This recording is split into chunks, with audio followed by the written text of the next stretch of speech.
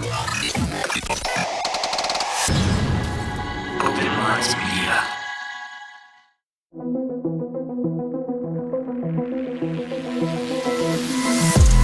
reality we live in can be a very strange place. Most of the time, fact being stranger than fiction. How will we ever start to understand this reality we live in unless we question everything? Join me and a guest as we unravel the mysteries of this reality, one topic at a time. This is Inquiries of Reality with Shayn Orin.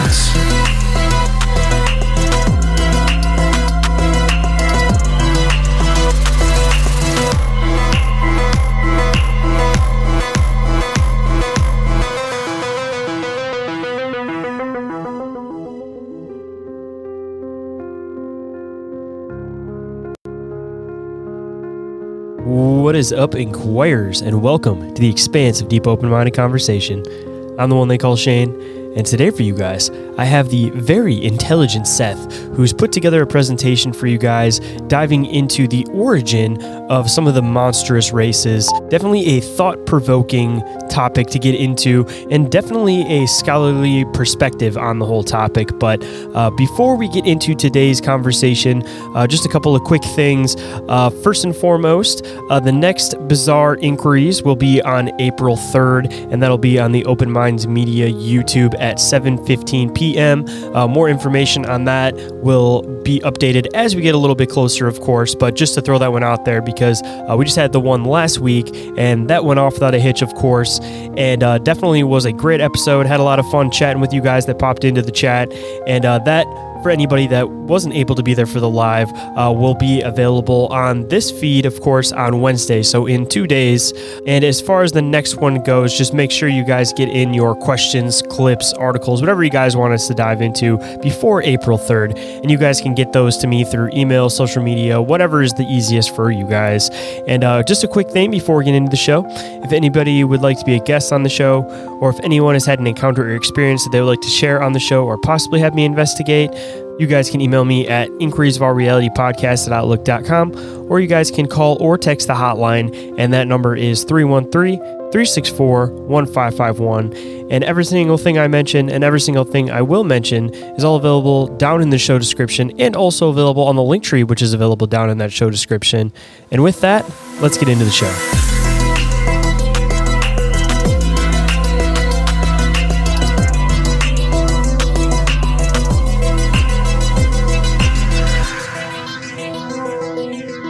Please welcome to the show, Seth Vandebrooke from Project Eleazar. How's it going today, man? It's going well. Good to see you, Shane. Absolute pleasure to get you on the show. And I know that you dive into a lot of stuff for your research. And today you actually have something that you wanted to bring on and present. And I'm hoping that it'll lead into a couple more rounds of stuff, because I've heard you research around different shows and it's absolutely fascinating. But before we get into your research, I always like to kind of lay the groundwork for people, let everybody know where you're coming from, how you get into what you do. So I guess, kind of let everybody know a little bit about your research and a little bit about how you got into it. Yeah, sure. So as you said, my name is Seth Vandebrooke. I've spent the last couple of years researching everything from the Bible to historical contexts in ancient Mesopotamia, Egyptians, Greeks, Romans, all that stuff. And that's led to some very interesting finds, which sent me down some rabbit trails that led toward me writing a blog called projecteleazar.com. And that blog led me down even further rabbit trails, where I really got into just anything that was mysterious or interesting in history and the Bible. That led to things like, the lords and kings of old that were understood to be commonly giants in certain regions, and that led towards, okay, what are these giant races? And that led me towards other types of races that we'll talk about today, as well as Dogman, which I was never expecting to research, but I went down that rabbit trail, and that's kind of become something I'm known for now, is my Dogman research, because I really went down that path and found way more than I was expecting across thousands of years. I'm not exaggerating. Tons and tons of documents that I've found in different languages and cultures around the globe. Everybody talking about this supposed race of dog-headed people. So that's kind of become something I've been known for, but my full-time job is actually answering Bible questions and theological questions. So I work full-time at my church. That's something that started last year because of my standing with them, and I've really absolutely enjoyed it. So now full-time for my job and part-time afterwards, I'm spending all my time reading very old and dense books. Well, that's awesome, man. I don't know how you got into that like perfect position, but being able to basically research and also be able to answer some of these like more philosophical questions. And I'm assuming that you kind of have like a spectrum as far as the questions go, where you'll have some people kind of asking some basic Bible questions and stuff, asking, that things you typically may not typically ask in the church. So, I mean, it's pretty cool that you're able to kind of hit both spectrums with that, be able to do your research and also be able to use it with your full-time work too. Absolutely. Yeah. It's the spectrum has been wild. I mean, it's been everything from, people just asking what a Bible passage might mean to people reaching out about flat earth and, does the Bible support it or not? And, what about science and history and other things? And so it starts a lot of conversations that you may not even necessarily expect would come into like a church email inbox, but it's been an absolute blast. And as I've done the research outside of my job as well, it's really been a cool journey of getting to know people from all over the globe. I've had translators who are helping me out with translating texts that haven't been translated into English before, which has been a really cool process to be a part of. And I've had people from Library of Congress who have helped me so much, and a few other associations as well. So I like to say I definitely don't accomplish it all alone, but I'm very thankful for everyone who helps me along the way. So just out of curiosity too, it seems like, especially like in this field of like podcasting and stuff, that a lot of stuff seems to be reconnecting back into things with the Bible, and a lot of stuff that people weren't really raised to really talk about, like, Nephilim, Sasquatch kind of playing in with this stuff, Dogman playing in with this type of stuff. And have you noticed that it's something that seems to just kind of be within this community, that we're kind of looking back at these old texts and trying to rationalize things that people are seeing now? Or have you kind of noticed that maybe across the board, the more religious-minded individuals are starting to be a little bit more open to these concepts than they may have been in the past?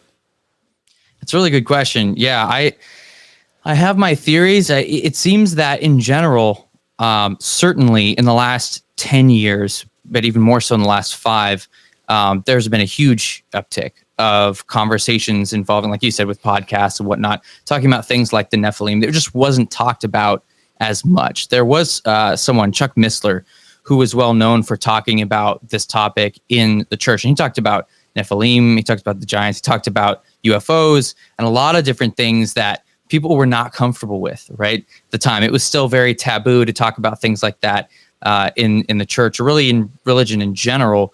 But he he said a lot of things that at the time seemed wild and now are just strangely normal, right?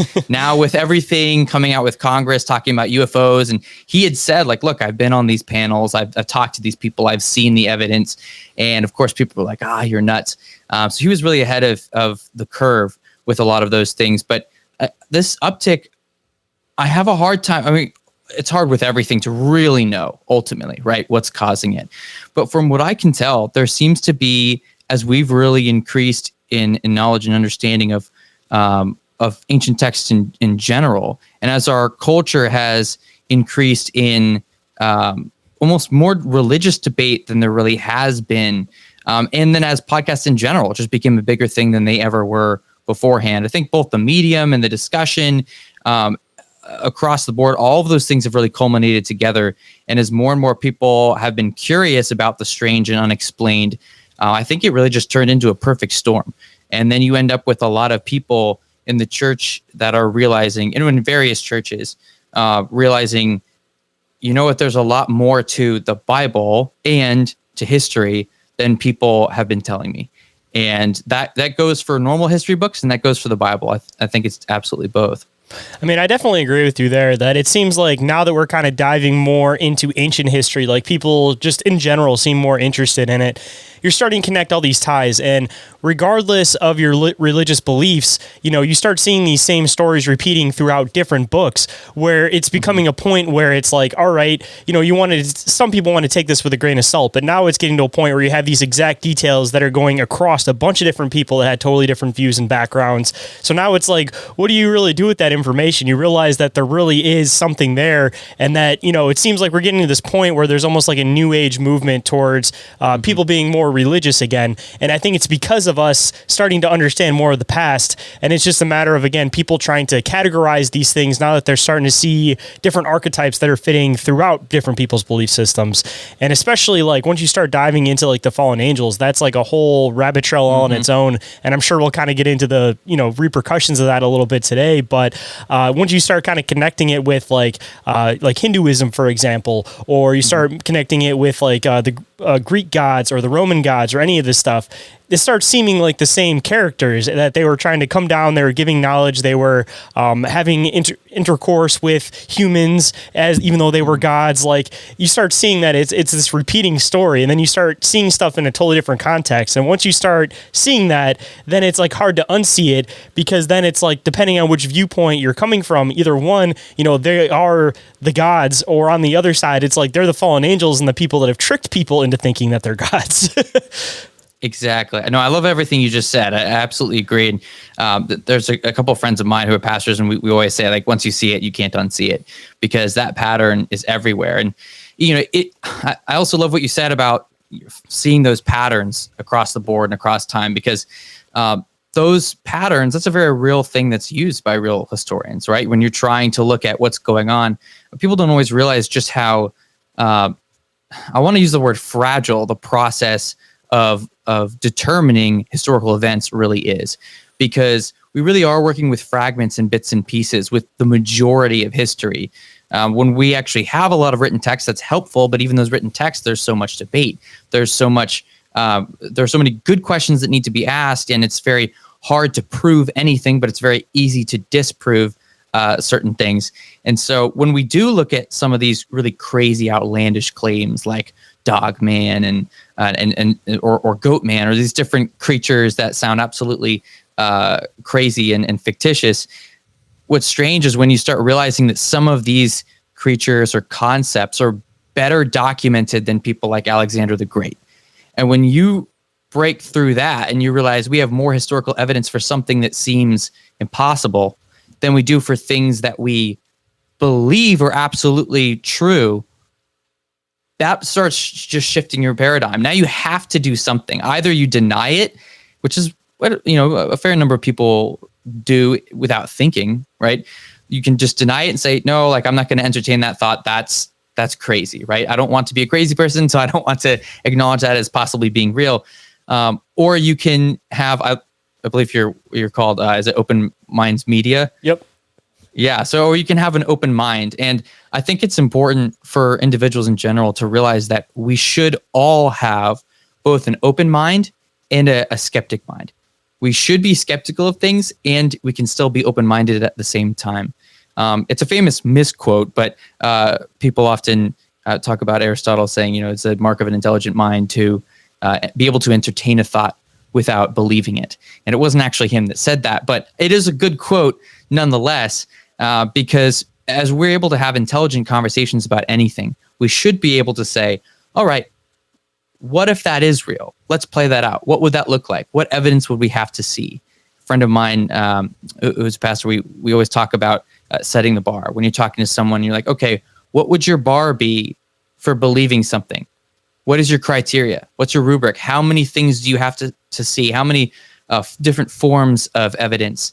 And then how many of each of those forms of evidence would you have to see for you to believe that this is likely real? And you often find that the bar is a lot lower than maybe you'd even think. And when you present something like when I present some of my research on Dogman, and you see that it far exceeds the bar, but then people will still go, well, no, but that can't be. And we said, well, hold on, this was your criteria, right? This is exactly what you said. And we met that threshold and went beyond.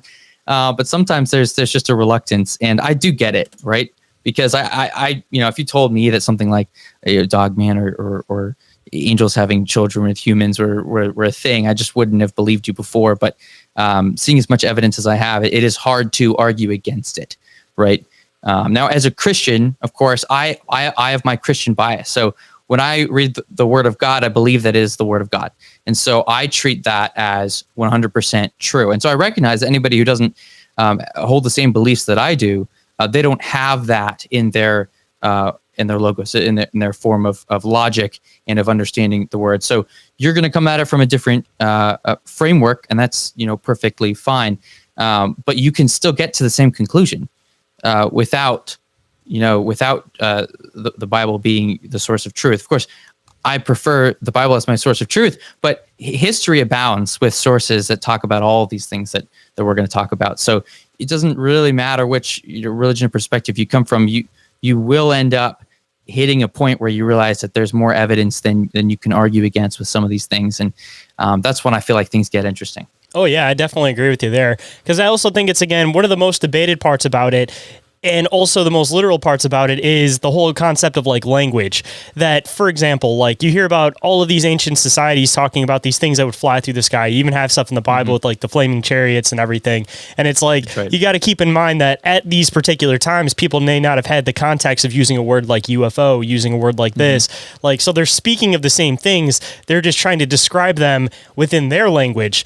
I mean, even one of the biggest things that I always talk about on the show is this whole concept with all of these ancient cultures with dragons, and they'd always describe them with having feathers. And it seems like now that we've gotten farther into researching this stuff with science, we've realized that a lot of these things we're calling dinosaurs actually were feathered, and they're more closely related to birds. So then you get this whole idea that it's like, all right, so they were more right about dinosaurs than we were. So there clearly was an aspect of these things being around, and they just had a different name for them. And one thing that I always take into consideration, and especially with like, talking about like a race of like dog-headed men, I'm sure that at one point there was probably like a full flourishing society of, quote, dragons, dog-headed men, all of this type of stuff. And then as people tend to be destructive, people will go in, they'll destroy things. And then a couple generations later, those things start becoming something of folklore. And it's not till years later that they get rediscovered again, because the farther away from somebody physically seeing one to the people telling stories of like their grandpa fighting these things, it slowly starts to kind of fade into this obscure thing where it seems like folklore, until again you start diving back in and you start realizing that there is still solid evidence of this. It's just that people spend so much time viewing it from that folklore perspective because people would play telephone. They tell fisherman stories of these things, such as bringing back to the dragons concept that, they may have just fought this giant lizard in a cave, but, to the guy that comes back to his village and talks about what he just fought, this thing was breathing fire, like it had diamonds and everything all around it. It was holding these people prisoner. Like they just start stretching these stories a little bit. And I'm not saying it necessarily from like the biblical perspective, but people encountering some of the things that they may have heard about, years later, they start just kind of spreading more and more stories about it. And then it's hard for a lot of people to decipher where the actual written solid fact came from versus people hearing stories and then playing telephone and recycling their own variation of stories. Absolutely. And that's totally valid, right? Telephone happens. And people get things wrong. And I've said on podcasts before, sometimes people accuse me of like, oh, you're one of those people that anything you read, you believe is true.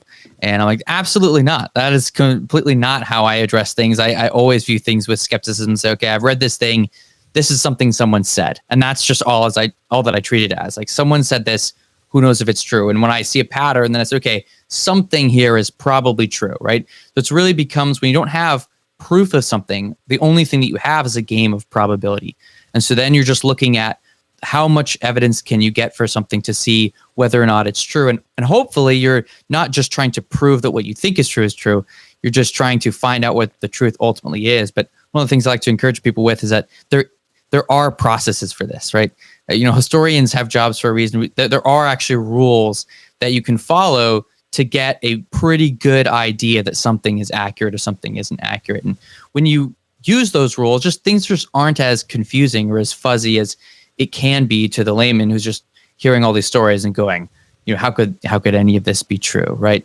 So there are ways to determine when something is likely true or likely false, and that helps us get clarity on all these things. And do my best to apply exactly those rules to all my research. Hold on tight, everyone. Inquiries of Our Reality will be right back after this brief commercial break. But if you don't mind taking a second to follow Inquiries of Our Reality on Instagram and Facebook, and Open Minds Media on YouTube and TikTok, I'd greatly appreciate it. And feel free to spark up a conversation. I love getting to know you guys. And now back to the show. So I guess we kind of been talking about your research. We've been talking about monsters and everything, all these different creatures, how they kind of fit into the biblical context. So I know that you put something together today to kind of dive into as somewhat of an introduction into hopefully some of these future topics that we can get into. So I don't know where exactly you want to start with it, if we've already kind of started down that path, but let's kind of hop into what you got to present today. Sounds good. Yeah. So what I wanted to talk about today was you and I were chatting about what topic to go over, and you kind of made this comment of like, oh, how about all three? What about Dogman, Goatman, and Giants, and all that stuff? And as I was thinking it over, I was going, okay, maybe a good place to start would be talking about the monstrous races, or the Plinian races, as scholars refer to them. The Plinian races really are just named after Pliny the Elder, who was a historian from the 1st, 2nd century AD. And his writings became very popular over time and influenced a lot of scholarly work. And in his work, he wrote this very large book. It's actually made up of many books, and it was called just The Natural History. Very vague, and it was vague on purpose because he covered everything he could think of. It was just this massive encyclopedia / narrative where he was just describing all of the things of the world and of science and of history and of nature. And so as he's writing about all these things in book 7, chapter 2, he actually starts talking about these, sometimes it's translated like the marvelous races, or these, the fantastical races, and all these strange monstrosities that they had heard of, or people had written of, or they had seen for themselves. And I have this excerpt that I wanted to read. It's actually from a pretty modern book that was put together by many scholars. It was put out by the Routledge Foundation. So this is the Routledge Handbook of Identity and Environment, Part 3, Chapter 21, page 374. I like to be exact so people can always see what I'm talking about and see it for themselves. Always good to give a reference. Absolutely, yeah. I always want to give references so people know I'm not just making stuff up. So on that page, it says, the tradition of monstrous races inhabiting far-flung regions of the Oregon-ite, and this was really this Greek word that was used a lot to refer to this outer region of the world that was less explored, mentioned by Hesiod and Herodotus, was enriched as it was transmitted from Scylax of Carenda, Tejas of Cnidus, Megasthenes, the stories of Alexander's exploits in India, Pliny the Elder, who we're talking about today, Pomponius Mela, Solinus, and Solinus. So there's a long list of all these different ancient scholars that have written about things, as well as old poets like Hesiod, and who's known as like the father of history, Herodotus, who I look at a lot of his work frequently. So it lists off all those guys, and then it says India was particularly prone to harbor fantastic races such as the Cynocephali, who are dogmen, the Sciapods, or these one-footed, one-legged people, the Monophthalmoi, which is really just Cyclops. It's the one-eyed people. And then it says in many others. Skeptics dismissed these accounts as fantasies produced by authors seeking novelty. Others thought that monstrous races were in fact animals which only superficially resembled humans, or that accounts of these races were based on real qualities of human tribes, distorted through literary license. Finally, the authors who admitted the possibility of these hybrid human creatures as existing usually attributed their origins to the effect of climate, which was believed to have great influence on physical and mental formation, and which was thought to be extreme in the peripheral regions of the Oregon-ite. The composite beings were sometimes seen as jests of nature, or nature's mistakes. Although the same terms are used to describe both monstrous races and monstrous individual births, it is somewhat difficult to gauge if the processes that cause them to occur are believed to be similar. Indeed, most ethnographic writers had little interest in explaining the origins of the monstrous races. So this is giving this overview of all these different races that are mentioned, all these different people that were writing about those same races, and it kind of presents a handful of different scholarly perspectives. I think that they worded it really well. They're the people that look at it and say, okay, there's a lot of consistency, so you have to address it one way or another. And so scholars have to have an answer. What's going on here, right? If there's so many people talking about these things, so something's going on, right? So nobody argues hallucination. Nobody argues mass hysteria because it lasts too long and it's too many continents, right? That just doesn't work. And so what a lot of them attribute it to is misidentification of animals. The cynocephaly, the dog-headed people, are often attributed toward baboons. Like, oh, they must have seen baboons and said, well, they kind of look like humans, so they must have confused them. Or with other creatures, there are different arguments for, well, maybe they confused it with this animal, or maybe they looked at a real human tribe, but they thought they looked strange, and so they described them using animal features. Those are some of the arguments that are made. And then it mentions that a lot of these ancient scholars really thought that the climate was actually what was affecting these people. So, kind of like when people would talk about like a bear becoming a polar bear or whatever, all these microevolutions happening over time, depending on where you are, that kind of concept played in the ancient mind. It's not really a modern thought at all, but in the ancient mind, people often thought, oh, well, if you live in this faraway region where the climate is very different, maybe you end up with extremely different physical characteristics. Now, we know that, regardless of what scientific stance or religious stance you take, you really can't, live in Antarctica for a while and then become part penguin, right? That doesn't happen. So you don't all of a sudden, like, from the perspective of evolutionists, you don't like revert backwards and then combine with an animal. Like, that doesn't really work. And as Christians, we don't believe that process is taking place at that extreme level either. And so really nobody in a modern mindset, wherever you come from, really thinks that that this hybrid combination makes scientific sense from a climate standpoint. But that was something that people believed back then. So they thought, hey, it's probably just that they live in a weird place, so they look like weird people. That was their very simplified explanation of it. Of course, there were people that did provide explanations, like actually these are descendants of people who were born as the result of copulation with this race of people who came down from the star people coming down, or from the biblical account it would be angels coming down or whatever. So there is that narrative. And then there's the more medieval concept of like, well, maybe they just lived in a weird location. So those are a lot of the crazy ideas out there that people have come up with trying to figure out what is going on with these monstrous races. Plinian races really became a term that became popular just because Pliny the Elder, who became more or less at a pivotal point in history, a scholar that really gathered a lot of other writings, quite a lot. And he wasn't the first and he wasn't the last. A lot of people did this, but it was common for very prolific scholars to go out of their way to try to make a single book that had everything in it. Everybody wanted to write the book that just had all of the information in it and everyone could come to that one book. And so when he did that, he just happened to do an exceptionally good job in terms of prolific writing. It was very large volume. And as he did that, he included just so many sources and so many, he was quoting so many different ancient scholars or even scholars of his day.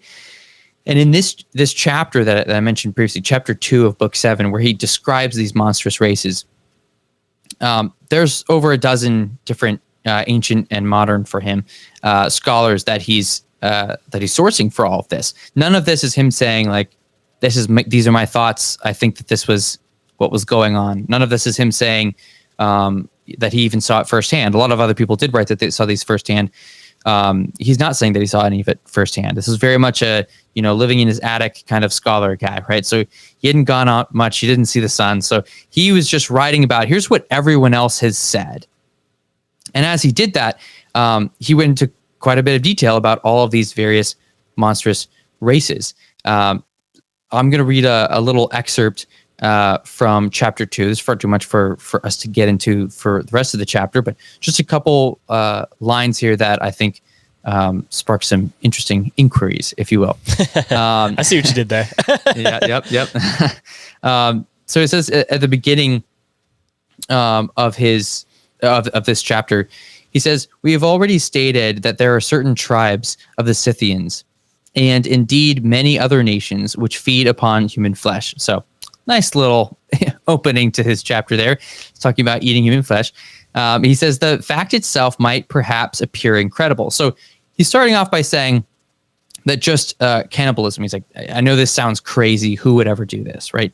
Now we know that people did do this, and unfortunately some still do, right? That there are many tribes around the world that have been known to perform cannibalism, and even up to the 19th century, cannibalism would happen at certain times, like on ships or things like that. So this is not a remarkable claim, but he did view it as such. So he's looking at this and going, I know this sounds crazy. You may not believe this. Some people, do commit cannibalism. But he said this would seem incredible. Did we not recollect that in the very center of the earth, they believed that Italy was the center of the earth. Of course, he was a Roman, so naturally, right? Just like Americans think that America is the center of the world. Like, yeah, no. So he says, in Italy and Sicily, nations formerly existed with these monstrous propensities. He says the Cyclopses and I always say this wrong, the Lystragones. The AE all being the same character throws me off. I don't even know where to start with that. Me too. Yeah, it's normally written Lystragonians, but he wrote it this way for whatever reason. He says, for example, and that very recently on the other side of the Alps, it was the custom to offer human sacrifices after the manner of those nations, and the difference is but small between sacrificing human beings and eating them. So this is kind of a wild start because he's just trying to make this argument about cannibalism. And as a side note, in order to make his point, he points to something that he considers to be an obvious truth, that the Cyclopses and the Lystragonians, who were known as these giants that were cannibals, he's like, well, we already know that these guys lived here in Europe, right? So it's not that crazy of a notion. So that to me is humorous, right? Because for us, we would look at that and that would be the crazy notion, which completely flipped around, right? He's trying to make a case for cannibalism, speaking about Cyclops and these giants that obviously lived in the country that they live in. So that's the perspective that he is coming at this from. It was just acknowledged as this true fact. Oh yeah, everybody knows there were really big, strong guys with one eye in the middle of their forehead.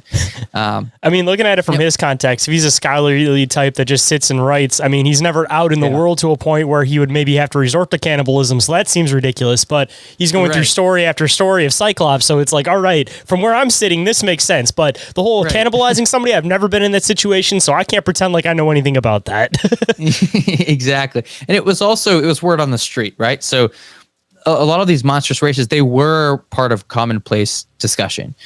There was a lot of fear about some of these races still existing in far-flung regions and that they might come and attack. I mentioned on a previous podcast, I believe it was on the Confessionals, we talked about, I think it was Paul the Deacon, who talked about how when the Lombards and the Italians were going at war, there was this group that literally avoided a battle by spreading rumors that the dog-headed race, they had hired the dog-headed race to fight on their side. And because they believed that they had actually hired them, the whole army just turned around and left. Like, they believed so much so that they existed. They're like, oh man, they hired those guys? Oh no, we can't fight them. So they left. It's like, you have to absolutely believe that those things 100% exist, right? For you to simply just be like, all right, we're no longer going to wage war, right? And you have to believe that they're bigger and badder than any of your warriors because you're showing up with, tens of thousands of men, like you're ready to go. So the understanding of these different creatures existing was so well accepted as true. Now that story, they weren't there, right? So it was made up. So, whether or not that race existed and whether or not they existed at that time, that's not the point of the story. The point of the story is proving that people believed in them to the extent that wars were avoided because of the belief in these creatures. So it was this understanding. It was this kind of common knowledge. It's funny because today it's just the exact opposite, right? So the common knowledge is that obviously those things don't exist. And before, the common knowledge was obviously those things do. Why would you say they wouldn't, right? And so it's interesting seeing how the perspectives can shift. When you were speaking earlier, it made me think of, have you heard about Abraham Lincoln's address where he talks about the giants of North America? Yeah, actually I have. Yeah. So he, in his address, right, he's bringing it up, and he just mentions casually, like, oh yeah, the ancient giants who are, their bones have been buried in all these burial mounds all over North America. So this was something that Americans at the time of the Civil War just knew to be true. Well, they were finding left and right at that point. I mean, how many stories were there of it? What's his name? I'm going to forget his name. There's this one guy who does great research, and he had found like over 700 different examples in our own Library of Congress, in our own newspapers, talking about Giants of Ancient America. Is that who you're talking about?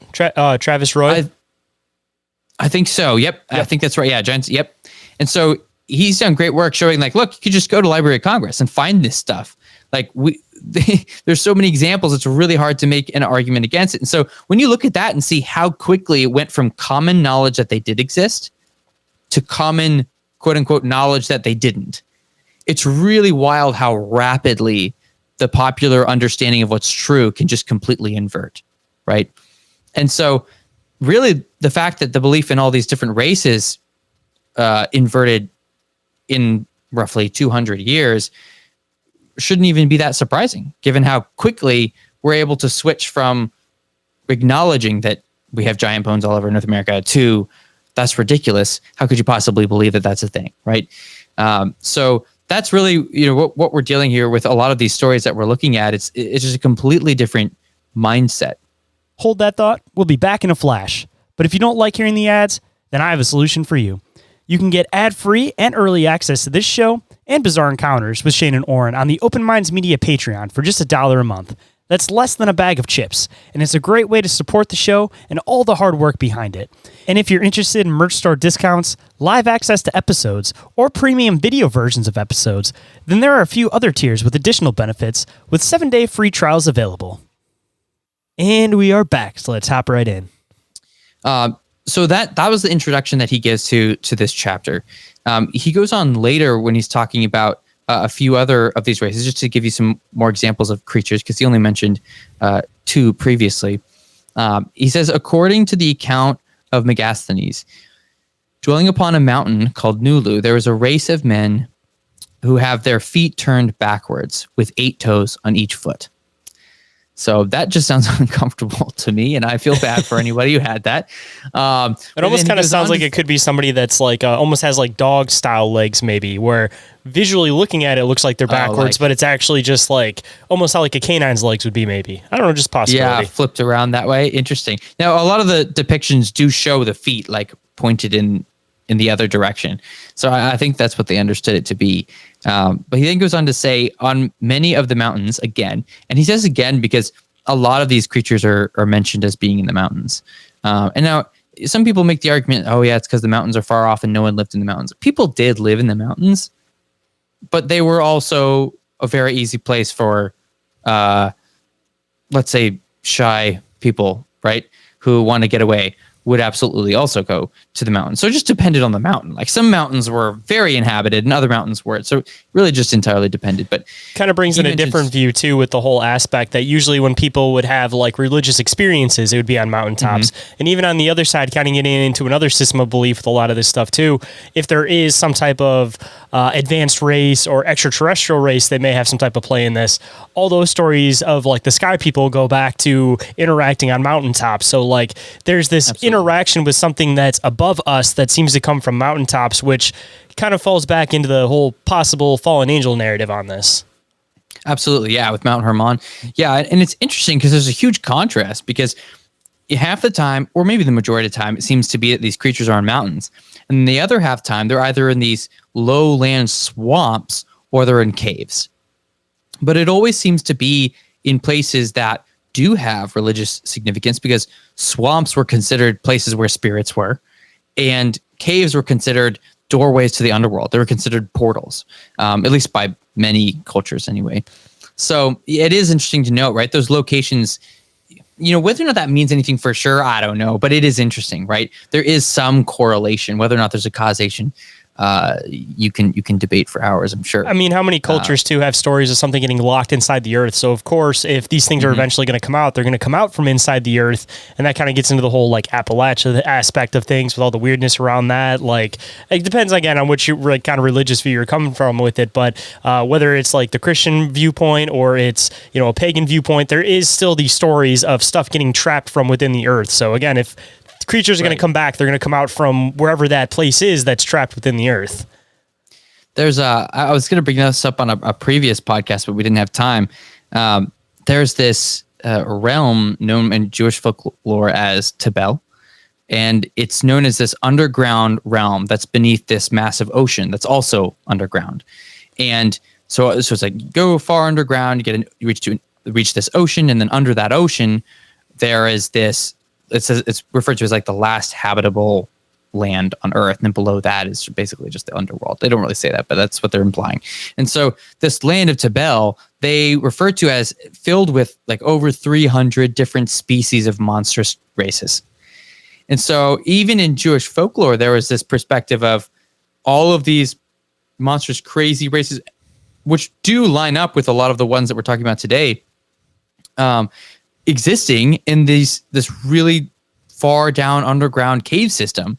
And what's wild is, when I read that, I was like, wow, that's a crazy notion, right? That's a crazy thing to say. What's interesting, and I'm really not saying that it's proof, but it makes me laugh because I don't know, it seems like the chances are slim. But, it was only in, I think it was 2014 that they discovered that there actually is a massive ocean deep underground. And when I heard that, I just started laughing because I was like, oh my gosh, how crazy would it be if they were right? And under that ocean that we've now found, there actually is this like giant underground realm filled with all of these crazy monstrous races. I don't know. It's a fun notion. Talk about weird little things sprinkled through time. Have you heard of the book Edidorpa that came out in like 1890 something? No. So it's this really obscure, like occult book where it's written from the point of it almost being like a narrative story, but it's labeled as fiction. But when you start really diving into it, it's weird. It has like places, locations. It's basically about this guy's like journey, almost to like the center of the earth is the best way to describe it. And he talks about this like underwater ocean, and underneath that there's these it's hard to explain. It's like this race of like these people that don't have faces and they can communicate like telepathically and everything.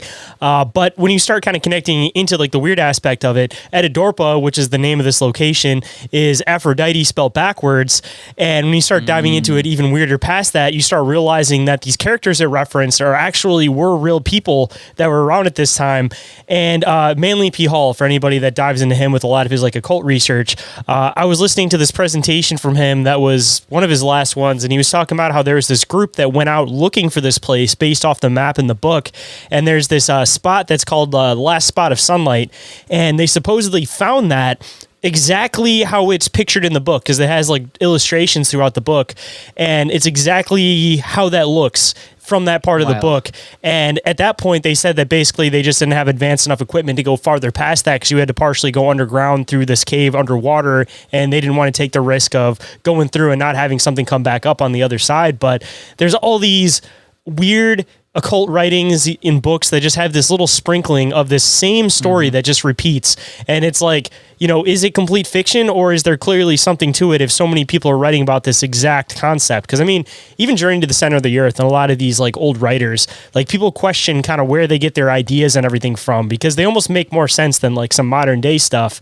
And even with that one, he talks about, the water and everything that's underneath. And then you go into this farther area where there's all the dinosaurs and all this other realm of creatures and everything. Like it's just, it's a reoccurring story through all of this old stuff that I feel like either one, they got inspiration from these going farther back, or two, it was something that was still in the public knowledge, but maybe just starting to dwindle off near the mid/late 1800s, maybe.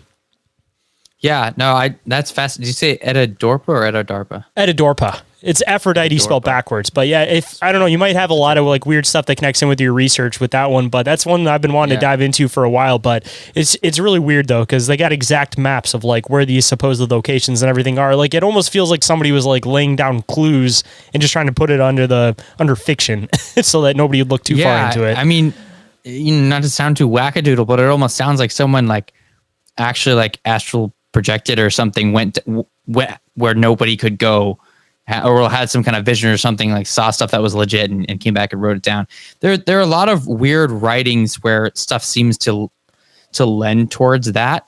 And I realize that even as a Christian, I'm open to some of the more spiritual stuff than a lot of people are, just because I've had some pretty strange experiences myself. And so a lot of things that I wouldn't have otherwise believed were real things, like something like astral projection, because of experiences I've had, I know that they are. And knowing that just opens a lot of doors, and a lot of doors, some of which you don't want to go down, but knowing things like that are real is really weird, because then you can entertain some of these thoughts where it's like, sure, maybe there's something to that. And I mean, this goes back to what I said earlier. I do try to have an open mind about everything. Just be like, yeah, that might be real for all I know, right? It could also be totally bogus. I know that if I wanted to write something that was really awesome, I would totally include a bunch of stuff that's really real, and that would make it seem like it's legitimate, and then include other bogus stuff. So it's not like it's impossible, but it's fun to entertain the notion that, what if something legit is really going on with that? Of course, you want to be careful with occult stuff, but I was going to say, even diving into that stuff too, I feel like it's a matter of like the whole thing with knowledge, where there's certain things that humans aren't supposed to know. I kind of question whether or not it's like a hard set aspect of like, these are things that humans aren't supposed to know, or if it's a matter of with time, you're eventually supposed to know these things. So there might be things that, God slowly wants to unveil to people as time goes on, that may not have been knowledge that people they didn't want them to have a couple thousand years ago.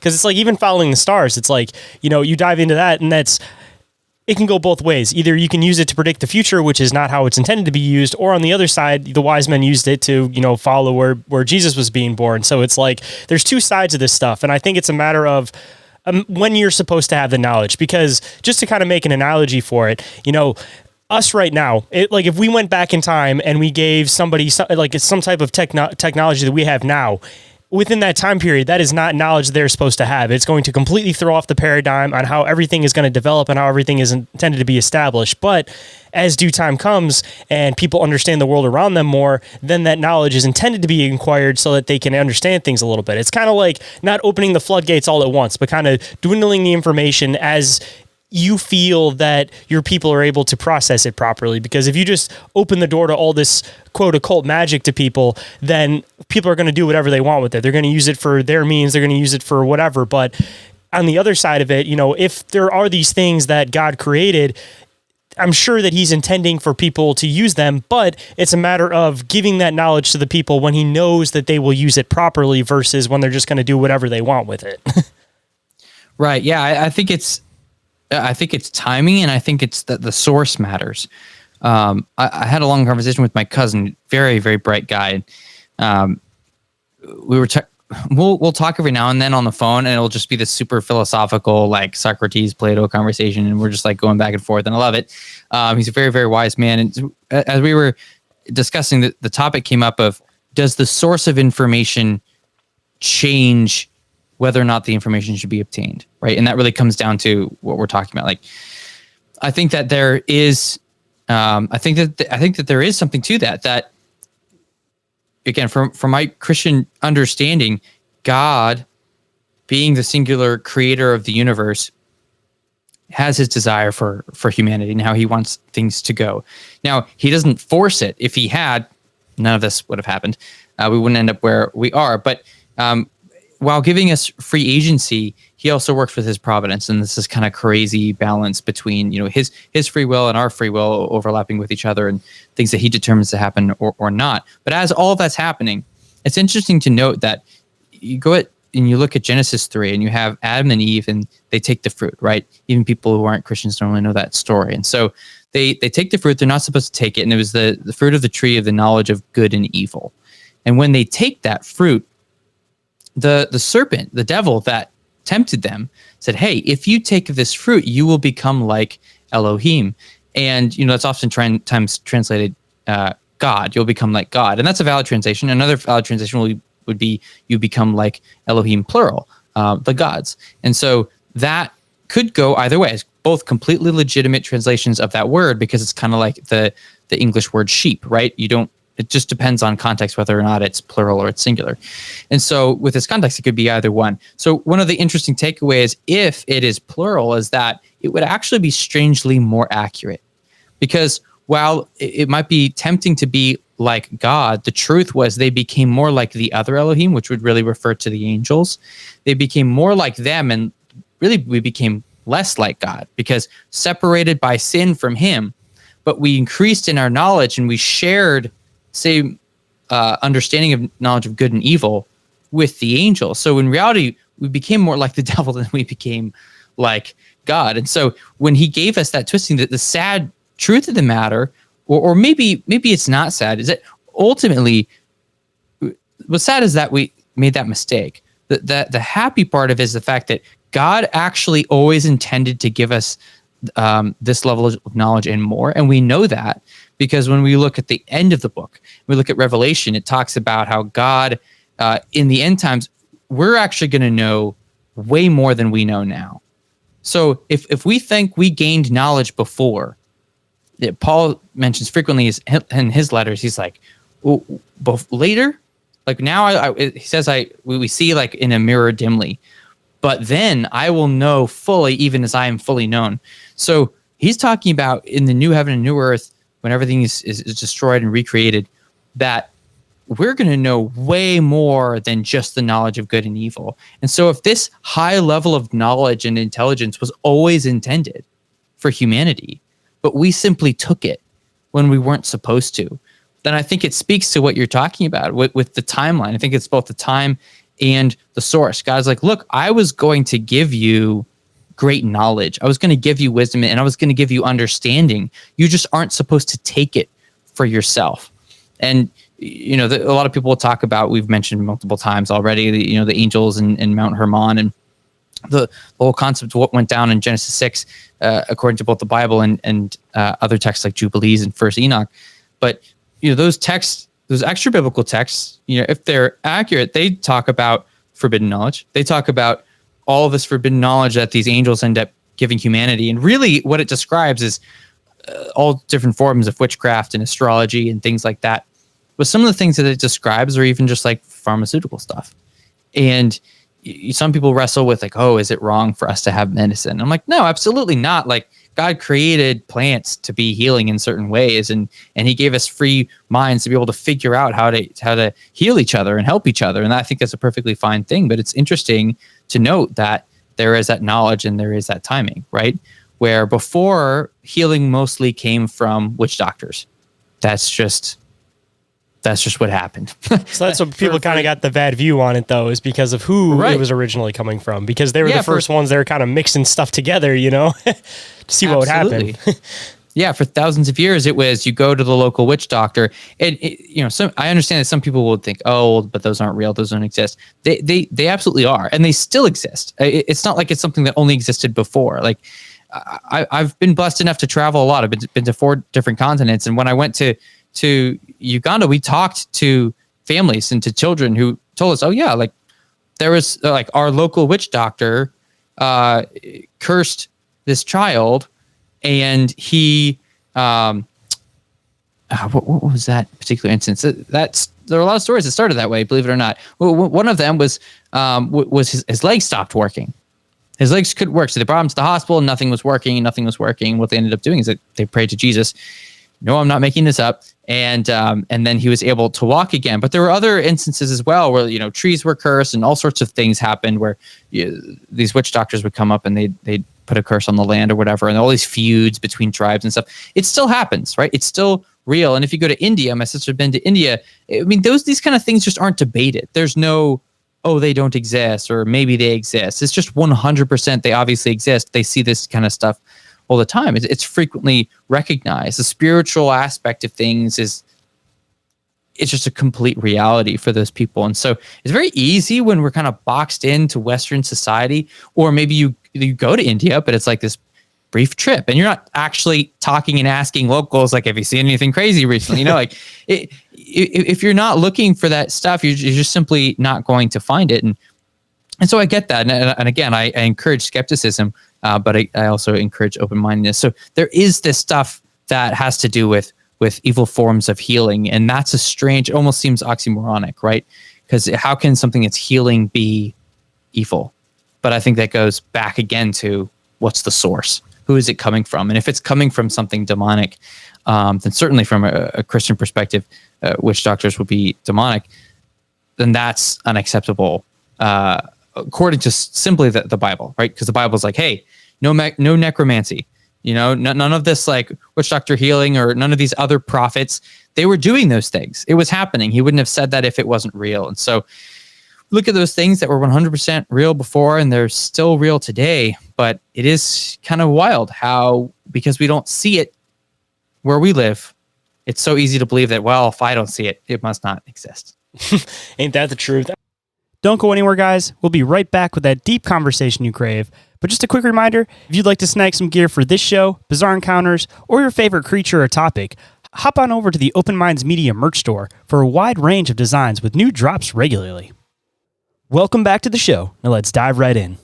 Even on the other side of it, that kind of goes back to what I was saying with the matter of like when you're supposed to have the knowledge and when you are mature enough, so to speak, to have that knowledge. Because, you know, obviously all these things can heal people, but on the flip side of it, just like anything, and there's not anything that's necessarily good or evil when it comes to putting stuff together and like creating things for people. It's a matter of how you intend to use them. So if you give the knowledge to a group of people that have no moral intention to ever want to do anything bad to people, then they can be aware of, okay, this can poison somebody, and that can be beneficial knowledge to them because they know never give this to somebody because it can poison them. But you give that same information to somebody that doesn't have that same mental maturity, and they go, okay, this will heal people, this will poison people. I want to poison people, I'm going to use this one. So instead of using that knowledge in the way it's intended to be used for good, that this is not how you're intended to use this, they'll use it for its non-intended purpose because they have that knowledge and end up getting malicious with it. And again, I think it kind of comes back full circle to, you know, everybody kind of uses the whole aspect of like God and his children. It's a good way to view it that when you're raising a child, you don't just right out of the womb make them aware of every aspect of the world. You kind of build them up to that point. But the hard part is when you have the older siblings sometimes, because they're the ones that get jealous, they'll get whatever, and they want to start trying to throw information at the younger child that they're not necessarily supposed to have. So you kind of view it from like almost that paradigm that, you know, God is the father that's trying to bring us into this knowledge as we're old enough to understand it, but you have these big brothers that are just like, you know, I have this information and I'm going to give it to you when I think that you're ready for it. I feel like it's almost a good way to kind of view it, that the fallen angels are almost like the bad big brothers, you know, like the ones that gave the knowledge spitefully, not out of like a haha kind of an aspect to it, you know, like they're not using it beneficially. They're doing it in order to try to, you know, make the little brother get in trouble. Right, and make themselves look more impressive to the little brother. I think that's a great analogy, and in general, I see that playing out a lot. I have a couple of friends where we're always looking at different. I was going to say analogies, but what different parables that Jesus uses, and it's interesting how a lot of them can apply to the relationship between humanity and angels, right? Where you have like the prodigal son. And you have the older brother, and the older brother is frustrated. He's like, why is he taking part in this? He doesn't deserve this. And you can look at that equivalent with the angelic race, where it's, you know, they're looking down, they're like, wait, well, hold on. I'm sorry. They're going to rule over us? Like, why? Like, you know, these guys aren't even that smart, you know, like these guys don't have powers and abilities like we have. They rejected you. They're gone, right? Like, why would you want that? You know, why would you welcome them back? This doesn't seem fair. And so some people wonder, hey, I wonder if this parable is even like something helpful for the good angels, like an encouragement to them of like, hey, like hang in there, like I care about you too, Like I'm not throwing you to the wayside. And I can't remember which scholar it was that brought that up and got all of us talking about that. But it's an interesting perspective when you read scripture, recognizing that angels count too, that they're not, they're different, but that doesn't mean that they're not part of God's plan, of course.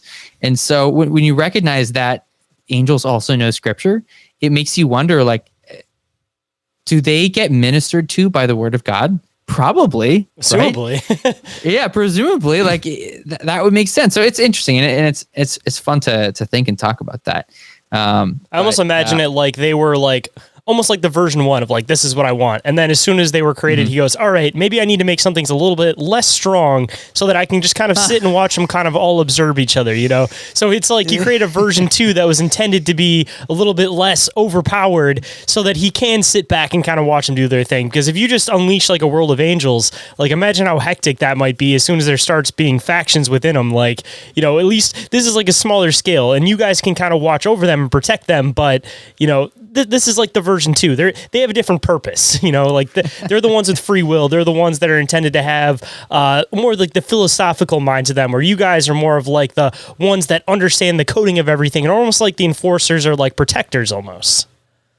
Yeah, well, it's really interesting that scripture describes them as being created to be ministers. And so we see them as ministering. Paul even says, like, don't you know that angels like exist to minister to us? But we also know that they minister to God. There are all these verses about angels ministering to God in his heavenly throne room. And also they ministered to Jesus when he was, out there for 40 days. It says that the angels came and ministered to him during that time. So they were created to be ministers. And to be fair, that's the overarching concept. But you also have, there are all these factions, right? There are all these different sections that we get a glimpse into. We have the cherubim, we have the seraphim, we have the guardians or the cherubim, right? There's different guardians. And there are these seraphim, which are like these very powerful dragon-like angels that are like in the presence of God. And they appear only a handful of times, but it's always within the presence of God. Of course, there are those who think that the devil might very well be a seraphim, thus being a dragon. That would certainly make a lot of sense, and that he was so close to the Lord, but leaving that that might be part of why he's referred to as a snake in Genesis 3. That could make a lot of sense. But it's interesting seeing that. And I wanted to make a remark on what you said earlier about the whole maturity thing, because I think it applies a lot to some of the things that we're talking about with some of these extra biblical texts. Because if you're reading, First Enoch, or you're reading Jubilees, I really think that there are plenty of people that it maybe isn't wise for them to read it. Because like you said, like you're just not ready quite yet. And if you're a believer, I highly recommend like understand the word of God proficiently before you try to understand all these, extra biblical things. Because if you understand the word of God well, you're not going to confuse that with these other texts. But if you have a really fuzzy understanding of the Bible and then you're reading these other things, now you're going to have a very jumbled, fuzzy understanding of everything. And that's really not helpful. So then you just start confusing everything. You don't know how everything lines up. But in general, I like to approach every text with, okay, I'm going to show up, I'm going to spend time, I'm going to take notes, and I'm going to get this clear in my head of what this thing is saying. And then it's very easy to compartmentalize. Be like, okay, this is this version of the story here. That's that version of the story there. That's that version of the story there. And then you can create clear connections. So in general, it's like one of the most important things I've learned is like to take notes to only move forward when something is actually understood. If I just have a half understanding, I really don't want to move on yet, because then I'm just going to have this Swiss cheese knowledge, where it's just there are holes everywhere, and I'm going to walk away without the full picture. So when you approach things, from that perspective, and when you're mature enough to be able to handle the different texts and be able to hold something and, entertain that thought and be like, okay, this is interesting. This might be true. This might not be true. And walk away from it and come back to it later. When you're able to have that kind of like platonic relationship with a text, then you're absolutely in a great spot and you can really read anything. But if you're new and you're starting out and you're trying to figure out what all is going on, it's like you should really do one thing at a time, because otherwise you're just going to end up very, very confused. So yeah, all that to say, I think you're absolutely right that maturity is an incredibly critical variable when it comes to what kind of texts or even just concepts and ideologies you may or may not be ready for. I mean, even on the other side too, it's kind of like watching like the order of like a movie, for example, that, you know, some people say watch the series through 1 through 6, and then there's these like in between movies, and they'll say to like, you know, wait till after you finish the full series and then go back and watch those. And then other people would tell you that to watch them within those gaps. And that's kind of, I feel like, the hard part when it kind of comes to the Bible is that it's just relatively recently that we're really starting to get into these extra biblical texts. And depending on what it is, it's like some stuff you add that more information and then it almost helps to make more sense. But on the other side, it's like, is it better to understand the full story and then come back to add these things in? Or is it better to know the story with those things included in? Because, you know, the people, when they were reading the Bible, a lot of the stuff that may not be said word for word in the Bible may have just been something that people were already publicly aware of back at that time. So it's like, if you're reading it without that knowledge, are you almost like not doing it just? But on the other side, like you said, is it better to understand it and then kind of go back and fill in the gaps? It's like kind of a weird way of looking at it, because adding even like the book of Enoch into like where it should theoretically be in the Bible kind of brings the rest of the Bible into kind of like a different view, where it's like, it's good to, of course, have the whole story down first. But at a certain point, it's like, once you read that book of Enoch, then you have to go back and redo everything again, because then you can start filling in more gaps with that additional information now. Right. It's absolutely true. And it counts for all sorts of texts. I mean, you know, if you're trying to do a deep dive into Genesis 6, it makes sense for you to read First Enoch chapter 7, Jubilees chapter 7. You know, there's some stuff in Wisdom of Ben Sirach and Third Maccabees. And so you can read those extra texts, and that can really help if you're doing a deep dive on that passage. If you're looking at Genesis, you know, 1 and 2, then the text you would be reading would be the Enuma Elish or Atrahasis, or even the Epic of Gilgamesh. You're going to get the historical and cultural context for that narrative, and especially the timing of that narrative, because the Enuma Elish was written, as far as we understand it, before Genesis was written by Moses, right? Now, that's an argument that a lot of people use to say, oh, well, therefore Genesis was a copy of that. Anyone who's read both knows that's obviously not true, because it's not a copy at all. Like, it's very different. And it's really what, you know, biblical scholars would refer to as a polemic. It's a work that was written to argue against another work that was already written. And so the way that Genesis is written absolutely harkens back to things that are written in Enuma Elish.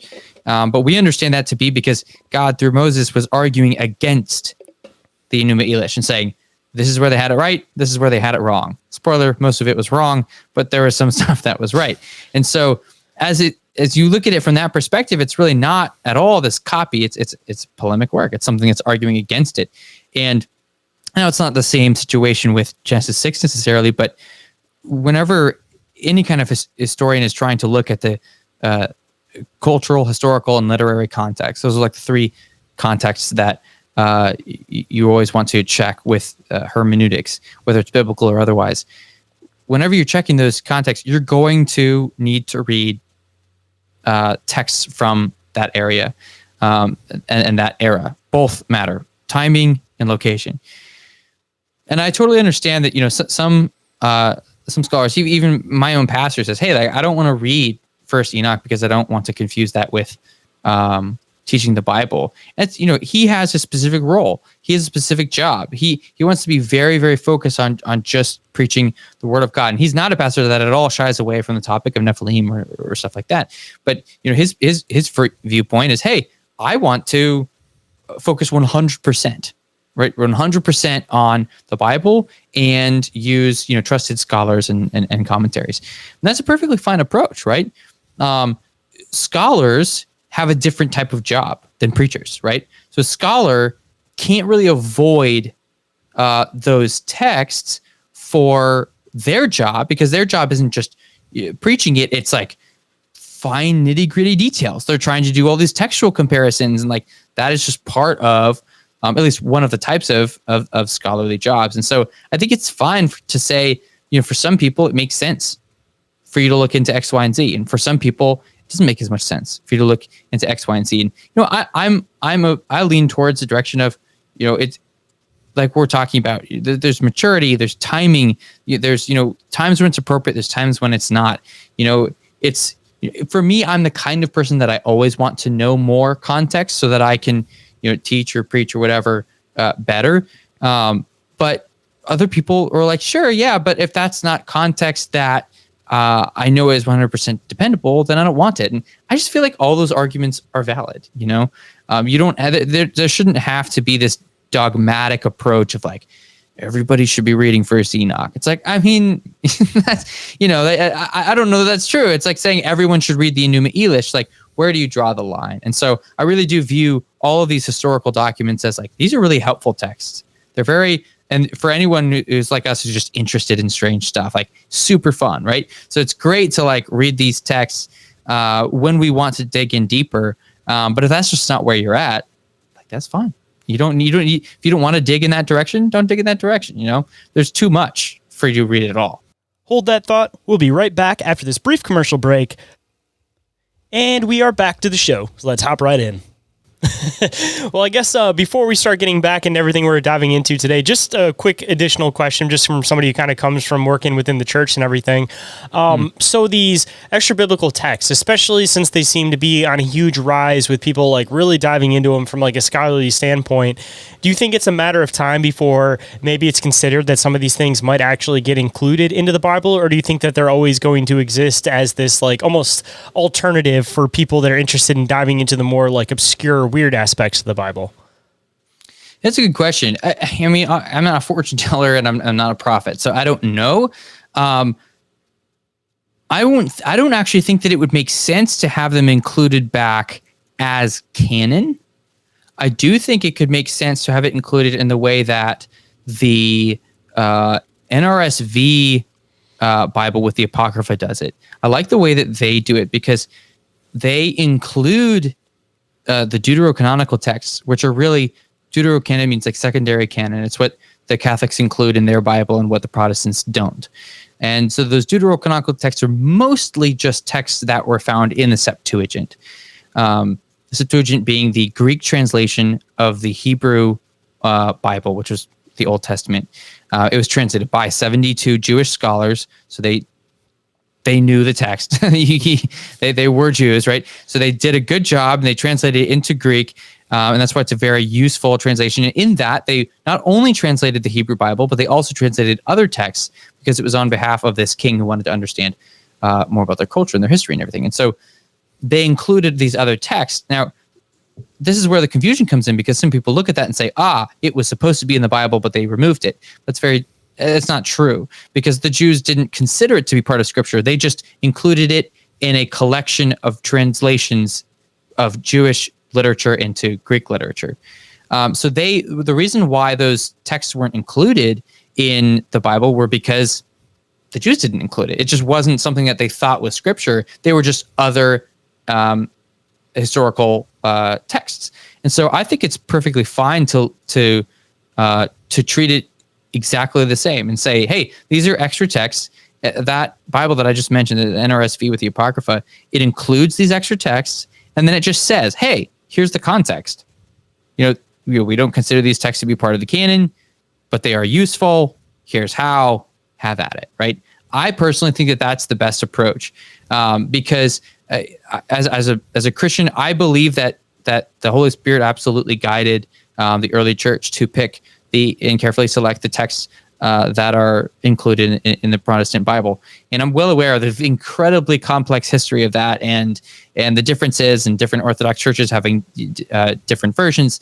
I'm all too aware of that. But I do trust the Holy Spirit that the most prolific copy of the Bible that God has been pushing out all over the world is what he wants it to be. I also think that it's the Holy Spirit personally moving that has been leading people towards reading these texts again.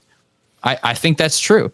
I've very much personally felt that that's the case in my life and with a lot of people that I've known for years who never touched anything like it. And then I have a phone call with them and they're like, guess what? I've been reading, Jubilees or First Enoch, whatever. And I'm like, no way. I never thought you would read that. And they're like, yeah. And so I really do think that the Lord has been waking up the church. And as a part of waking up the church, simply put, I think he's trying to better educate us. And as we're leaning back into these extra texts that are beneficial, I don't think they should be treated as the inerrant word of God, because some of them do have errors. Some of them do have mistakes, and some of them even would contradict scripture. And those ones, I'd say, I put that to the wayside. But there are plenty that don't at all do those things and are incredibly beneficial and incredibly helpful for understanding the Bible. And I don't think that that's limited to just Jewish texts, right? I think that you can read, I do, you can read Greek texts and translations of Mesopotamian texts and translations of Egyptian texts. And by reading those things, get a better understanding of the context of scripture. All of that's going to be beneficial. All of that's useful. So, I don't know that it needs to stop there, but I also don't think that those are a necessary spiritual requirement, if that makes sense. No, that makes complete sense. And I mean, even kind of going back to what we were talking about a little bit earlier too, with the whole knowledge when you're intended to acquire it. If you're looking at it from that aspect, that the Bible was what it was supposed to be because this was the information that you needed at that time. And now there is a matter of God pushing for people to read all of this extra text. It could be a matter of like, all right, now you guys are prepared for this knowledge, or some of you are prepared for this knowledge, and the people that are prepared for it currently are the ones that are starting to dive into this. And maybe the rest of the people might not be ready for this information until a couple more generations in, and then maybe at that point, then maybe we'll start having some new things that'll kind of happen with like the Bible and what gets included or what doesn't get included. But maybe it's a matter of, again, that knowledge of like we're getting to the point where some people are ready for it and other people aren't, and who knows where it might end up going in the next 100 years, for example. Right. And it's interesting to note that, again, I don't think that the first, I should have said it that like inquisitively. I don't believe that that first Enoch, the second and third Enoch are just kind of, nobody considers those as like legitimate text. But first Enoch, I don't believe that is the inerrant word of God. I do recognize that there are prophecies about Jesus that came true from First Enoch. And so I think that something can absolutely be not a part of the canon word of God and still be accurate. And since there's that accuracy, I think it's worth giving a little bit of credibility to this text of like, say what you will, but it did prophesy things that came true. And it makes you wonder if it was accurate when it said that this book, First Enoch, would resurface in the end times. And would come back for the people that it was kind of like destined for. That's really interesting to think about. Like, is that it? Is that what's happening? Is it coming back? And now it, along with all these other texts, since the Dead Sea Scrolls, now, it's not, the Bible says it in the last days, like knowledge will be increasing and increasing, right? Like, is that exactly what's happening now? Are we receiving it back? And now we're studying it and we're getting a better understanding of what's going on because we're nearing the end? I don't know. I'm not one of those like doomsday, like it's happening tomorrow. Like, I don't know. And I don't pretend to know. But I think that that's interesting. And I think it's worth pondering over. I mean, one last thing, I guess, before we get back into everything too, on the other aspect of stuff, you say that there's certain ones that have like certain errors or whatever in them. Sure. There, of course, like the devil's work is deception. So muddying the waters is definitely something that you see throughout a lot of conspiracies and government plays and stuff like that, that there is the person that's trying to give you the true information you need, but on the other side, the opposing force is going to be throwing out the other stuff. So now when you have all this extra biblical text, that there's some stuff that is very important and other stuff that's kind of just, out in the left field, is it a matter of like both sides are trying to like throw information in to try to muddy the waters a little bit, Right. Yeah. Like something like the Gospel of Thomas, I'd look at as absolutely blasphemous. It's not useful. When we say extra biblical text, it just means something that's not in the Bible. And so, I mean, you could say that about a history book, right? So when people lump things into one category, it can be dangerous. And so when you look at something like the Protestant Apocrypha, which is a different collection than the Catholic Apocrypha, right? And then you have the deuterocanonical text, and you have pseudepigraphal text, and all these big fancy words. But when you have these different categories, they're large and they're broad, and there's a lot of stuff going on, and it's very difficult to make any true blanket statement about any of those groups of texts because there's just so much variety. And so you can look at any one of those groups of texts and say, this is accurate, that's accurate, those ones aren't, right? So yeah, some extra biblical texts are going to be beneficial. Other ones aren't. It really is this case by case basis. And in some cases, even like a chapter by chapter basis, where it's like you're reading and you're like, oh, look, this looks legitimate. This lines up with things. And then you read another one, you're like, that contradicts, scripture. Or we just happen to know that that's not the case, whatever it is, right? So yeah, it's just exercising wisdom and diligence and discernment. We don't have to overcomplicate it. It's just use your head. Use your head as you're reading, and you'll be fine. Hey, it could also be a test too to see who actually truly follows the word and to see who's the people that can discern which stuff is valid information versus which isn't supposed to be valid. And that could also, again, be like the key to see if you're one of the people that are worthy of getting this information at this given point in time.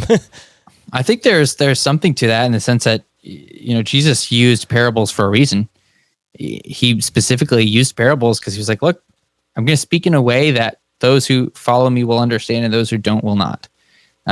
Because knowledge is dangerous to people who don't know how to use it correctly. It's also dangerous to lean towards the direction of Gnosticism and say that that really spiritual revelation comes through knowledge and comes through finding secret truths or whatever. That very quickly can lead down this path that leads away from anything like a genuine relationship with Jesus Christ, because it's not about him anymore. Now it's just about you gaining power through knowledge, and power through knowledge is literally what Adam and Eve fell for. So it's like, don't fall for that. Like, it's an age-old trick of like, I'll gain power through knowledge. Yeah, there is power in knowledge, but if that's all you're after is power, you've already lost your way at that point. So it is something to be careful about because it's easy to slip into.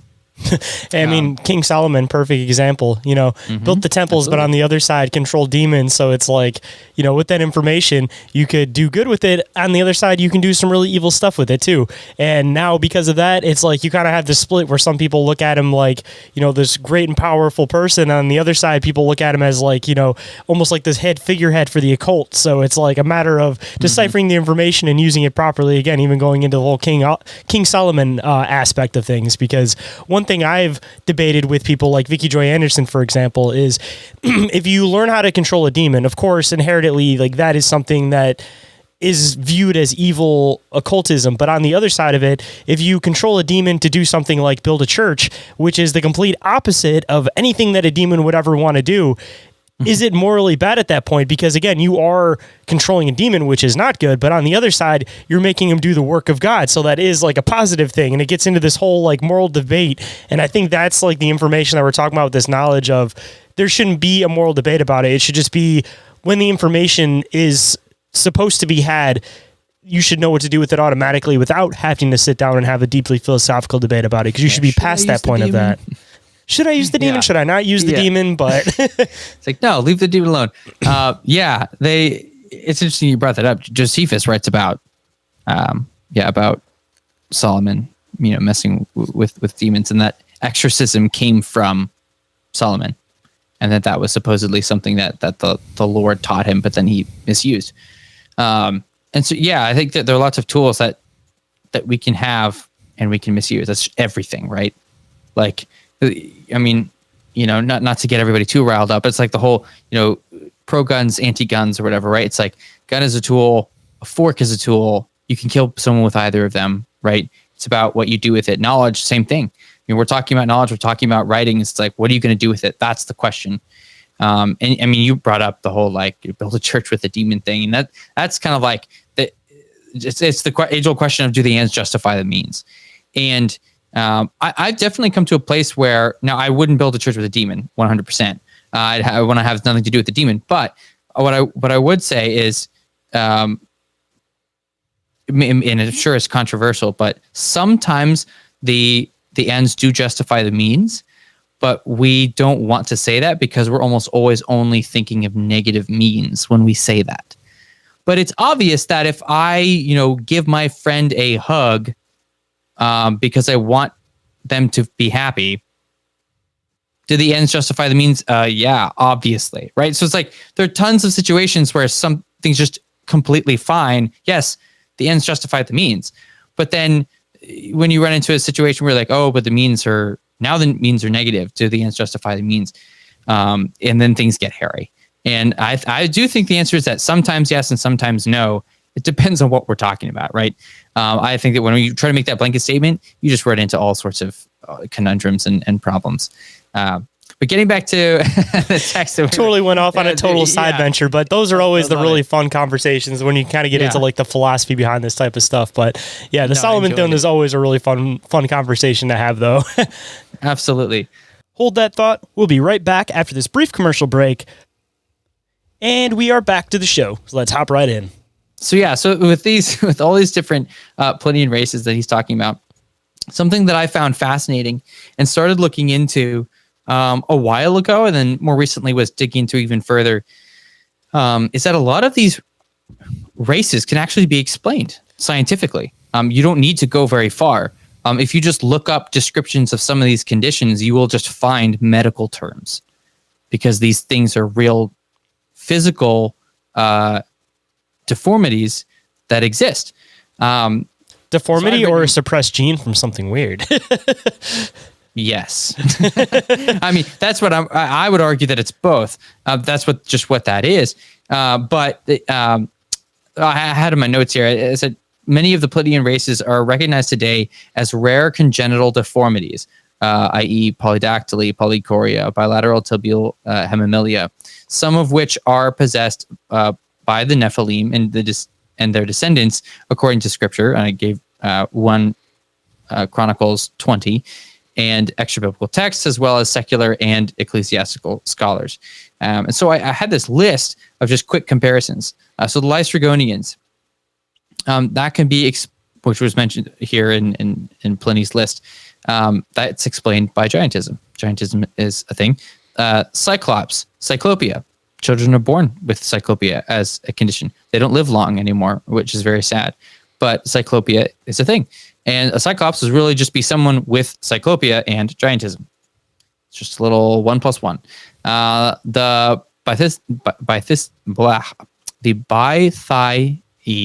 really hard to say, and the Thibii, these are not English words, guys. I'm struggling.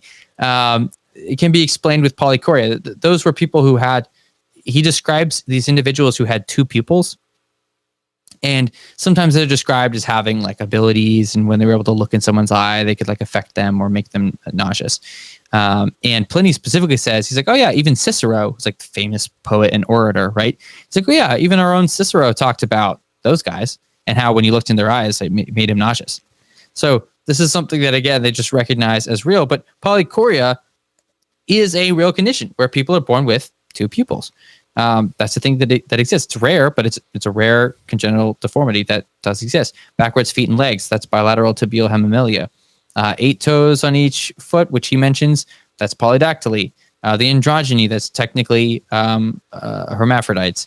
And the sciapods, that's technically amelia. And so you have all of these different races of monsters, quote unquote, as they were referring to them, right? That could really quite literally just be identified as real deformities that exist within the human race. And once you acknowledge that, you're like, hold on, this is like roughly half of these creatures can absolutely be explained by science, right? It just leads you to ask the obvious question, which was like, hold on, how much of this is true?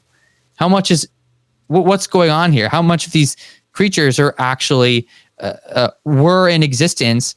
And my theory being, could it be that there were these full races, and that, you know, those who are born unfortunately with some of these deformities? And I mean, it's really amazing that these days there's so many incredible surgeries to help with a lot of the stuff, where like kids who are born with their leg backwards or whatever. And I think it's awesome that we've advanced in medicine to the point where we can help people who have those conditions. But, you know, is it possible that there were full races of people like that. And over time, it just became more and more rare. And as we know genetics are just getting worse, unfortunately, that plays a role. And the people who had that, who for a long time were perfectly fine, now these days are not fine. They're not okay. Some of these children who are born with these things don't live long, and it's absolutely heartbreaking. But the sad part of that aside, the fact that these things, these concepts, fantastical to them and maybe even fantastical to us, can absolutely exist scientifically and do in some form today, gives way more credence to a lot of these texts than modern scholars would really be comfortable with giving it. And this aspect is something that I've read a lot of scholarly articles on these texts, and I just have heard nobody pointing this out. Nobody wants to acknowledge the fact that a lot of these things are legitimately real. They just are. And when you don't want to do that because of the rest of them. And the rest of them are like, okay, but what do you do with a goat person? What do you do with a satyr? What do you do with Dogman, who, as it even mentioned earlier in that first section of text that I quoted from the Routledge Handbook of Identity and Environmental Studies, it literally mentioned that, and this is what I've found to be the case, that like the dog-headed race of like Dogman is the most documented of all of the monstrous races. And it's more documented than a lot of things in history, which should be absolutely mind-blowing, right? Because they're like, what do you mean? Like, what do you mean Dogman is like more documented than tons of different categories of things in history? Like, how could that possibly be the case? But they're written about everywhere, and they show up in maps, and they show up in encyclopedias, and they're in cave paintings, and they're in sculptures, and just everywhere, right? It's really wild. And so when you look at that, then you're faced with, okay, hold on, like what am I dealing with here? I'm looking at some of these Pleiadian races are explainable with real modern day, I want to say medicine, but it's not like the medicine side of it, but observable physical medical conditions states. Yeah, medical conditions. It's something that physically manifests even today. Then you have things that are hard to argue against simply because of the sheer quantity of historical evidence. And absolutely, we can have the long debate of like, oh, but some of these sources, may not be credible. It's like, yeah, but what about the credible ones, right? And it's like, oh, well, but with those, they must have been mistaken. And I'm writing a book right now on this because you can't have this discussion for so long. And so I'm trying to like write it all out and I'm going to provide like 100 sources, and I'm going to walk through each of them, and I'm explaining it, and then I'm addressing all of the modern scholarly takes and why they're all wrong. Why they just don't hold water to the full corpus of data, because they can make sense if you only look at a handful of evidence. But once you look at the full list and you look at all of the different forms of artifacts and documents and writings and oral traditions, none of the present day arguments end up holding up against that. So one of the texts that I wanted to talk about, I'm going to skip. I was going to talk about Herodotus, but suffice to say, Father of History also mentioned these similar races. But I'm going to skip ahead to Augustine, because I think what he has to say is really interesting, because, St. Augustine is someone that would probably be one of the last people that someone would think would actually talk about monstrous races, right? This is a very conservative Catholic theologian. But even in his day, talking about the monstrous races was this common topic. It was something that had to be addressed. And because it needed to be addressed, he addressed it in his book, City of God, in book 16, chapter 8. And you can read that chapter. It's really not a long chapter. You can look it up. It's freely available. And I'll have all of these resources, by the way, guys, in my study notes that I'll release on my blog. Shayn, I'll shoot you that link, and you can have that in the description or something. But absolutely, so you can read all this stuff. Awesome. But I'm just going to read this paragraph here, or at least part of it. He says, "It is also asked whether we are to believe that certain monstrous races of men, spoken of in secular history, have sprung from Noah's sons, or rather, I should say, from that one man from whom they themselves were descended. He's talking about Adam, because it was a very big debate in the Catholic, for a long time, for centuries in the Catholic Church. It was this huge debate back and forth of, what about these monstrous races? Do we send missionaries to them? Do we witness to them? And one of the biggest debates of that was the dog-headed people, the cynocephaly. Just to throw in something extra here too, and I'm sure that you might be able to get into this a little bit, because I'm pretty sure that I heard it from you talking on a podcast. Wasn't there actually a saint who, quote, supposedly was like a dog man? Yeah, Saint Christopher. And there were others as well. He's actually not the only one. There's Bartholomew and is it Andrew? But there's a couple. Saint Christopher is the kind of the really famous one. It's complicated. Like, you could just do a whole episode on that, and I'm not even sure how fun it would be. But you can get into a lot of like textual criticism, because there are so many variations of that story. Now, the older stories, the oldest versions of those stories, really come down to there being this Canaanite giant dog-headed guy. So it's like all of the above, right? And he helps this child across the river, and it turns out that child was Jesus. I don't think that happened. I don't think that Jesus came back as a baby to trick a dog-headed person. But the longer version of the story is possible, and it was really just describing somebody who was lost. He was trying to seek power. They talk about him working for the devil, and then finding his way, and eventually realizing that, wait a second, if the name of Jesus Christ causes the devil to tremble, then I should serve Jesus Christ, because he's the most powerful being, and then ends up converting.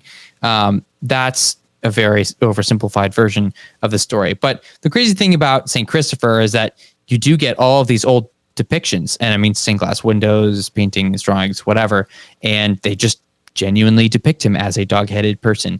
And so it's very debated.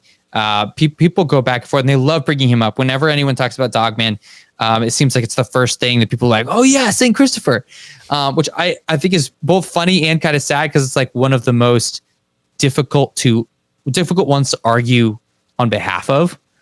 That like, oh yeah, this is legitimate, because there are so many different stories, and it's so hard to have any credible version of it. But it is very interesting. So yeah, Saint Christopher was recognized as being a dog-headed saint that got saved and then became part of the Catholic Church. But he wasn't the only one. There are a couple other traditions. Most of them were Coptic. You can say something? Oh, no, I was just going to say St. Christopher, the only reason that I kind of connected this and remembered it from last time I heard you bringing it up on another podcast was, I don't know if this is something that everybody does or if it was just something that kind of ran within my family, but anytime we would get pets, and this went from like my great-grandma to my grandma to my mom, they'd get St. Christopher medals, and they would put them, with like the dog's collar, with the cat's collar, whatever animal it was. So I always thought that was kind of funny, because I associated St. Christopher as like being a protector of animals. So the whole dog-headed concept like kind of weirdly made sense to me, but I don't know if that's something funny that other people do, or if it's just something that happened in my family, but I've always associated St. Christopher medals with people putting him on like their dog's collars and stuff too. So that's very interesting. I didn't know that. Huh. What do you know?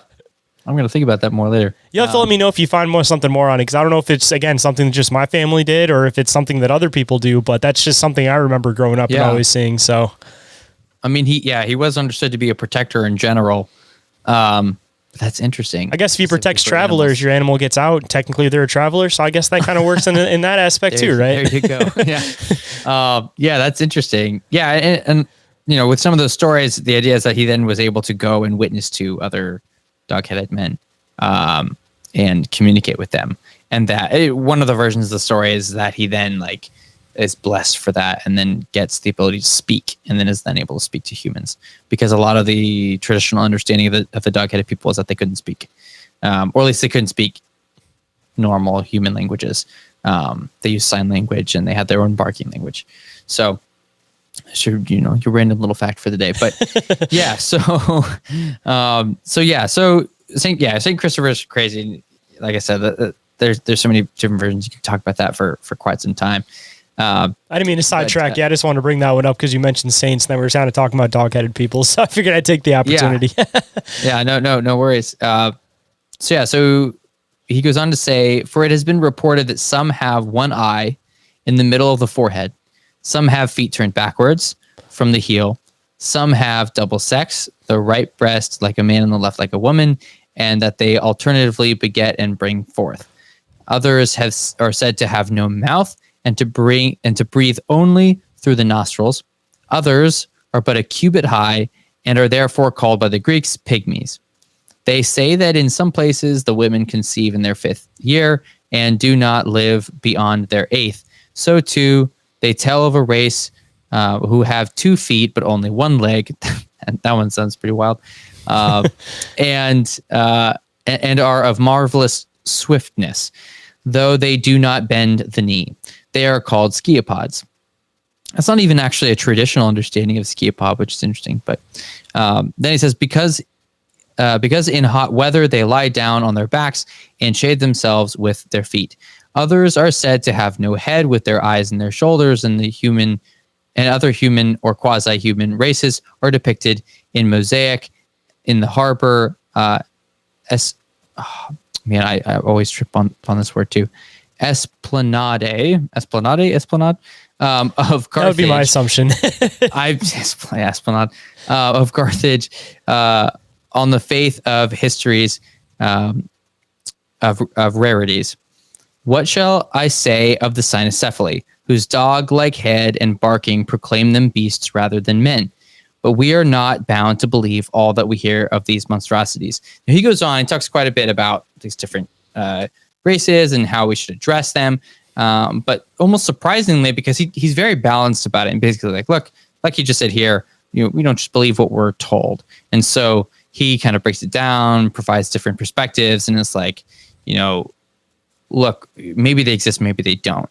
But then at the end, he makes this comment. He says, accordingly, it ought not to seem absurd to us that as in individual races there are monstrous births, so in the whole race there are monstrous races. So he really kind of ends on this note of, look, maybe they exist, maybe they don't. I haven't seen them, I don't know. But he's like, if we know that these things do exist in some circumstances, right? That there are some people who are born with these strange, deformities, then who's to say there couldn't just be more of them, right?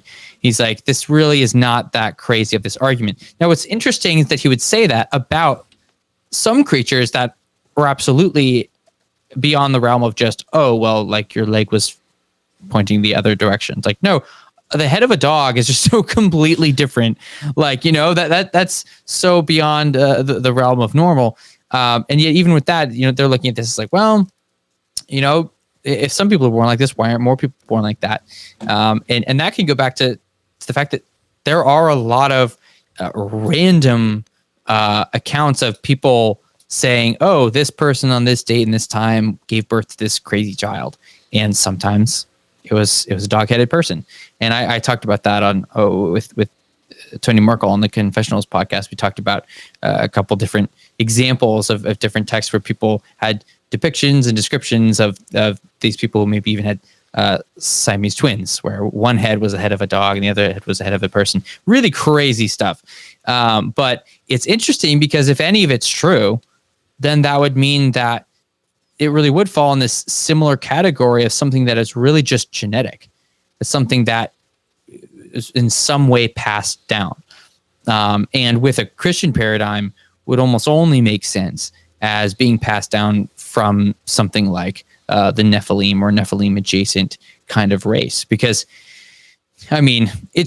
it's a crazy thought. And so anything else just doesn't really provide an explanation for that. Like, how do you end up with something with the head of, an animal? But if you have something as insane as, angels having children with humans, and according to Josephus, those Nephilim did not look human. Like, he literally says their countenances looked entirely different from mankind. You can look that up. He says it in Antiquity of the Jews.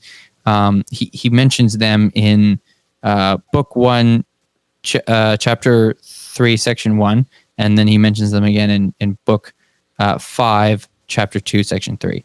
And in both of those, he briefly mentions the Nephilim. He gives gives a description. I believe it's the second one that he says what I just mentioned. But connecting those dots is really wild, because then you end up with this paradigm that allows for the possibility of a clear explanation for these monstrous races.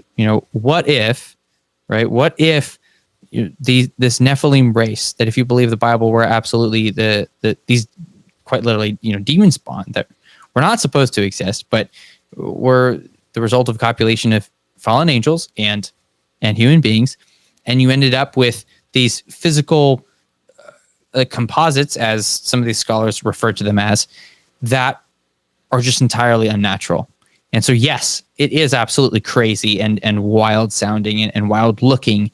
But given that so many people write about it, you have that entertaining what if that's the case? What if this explains like every cryptid that's out there?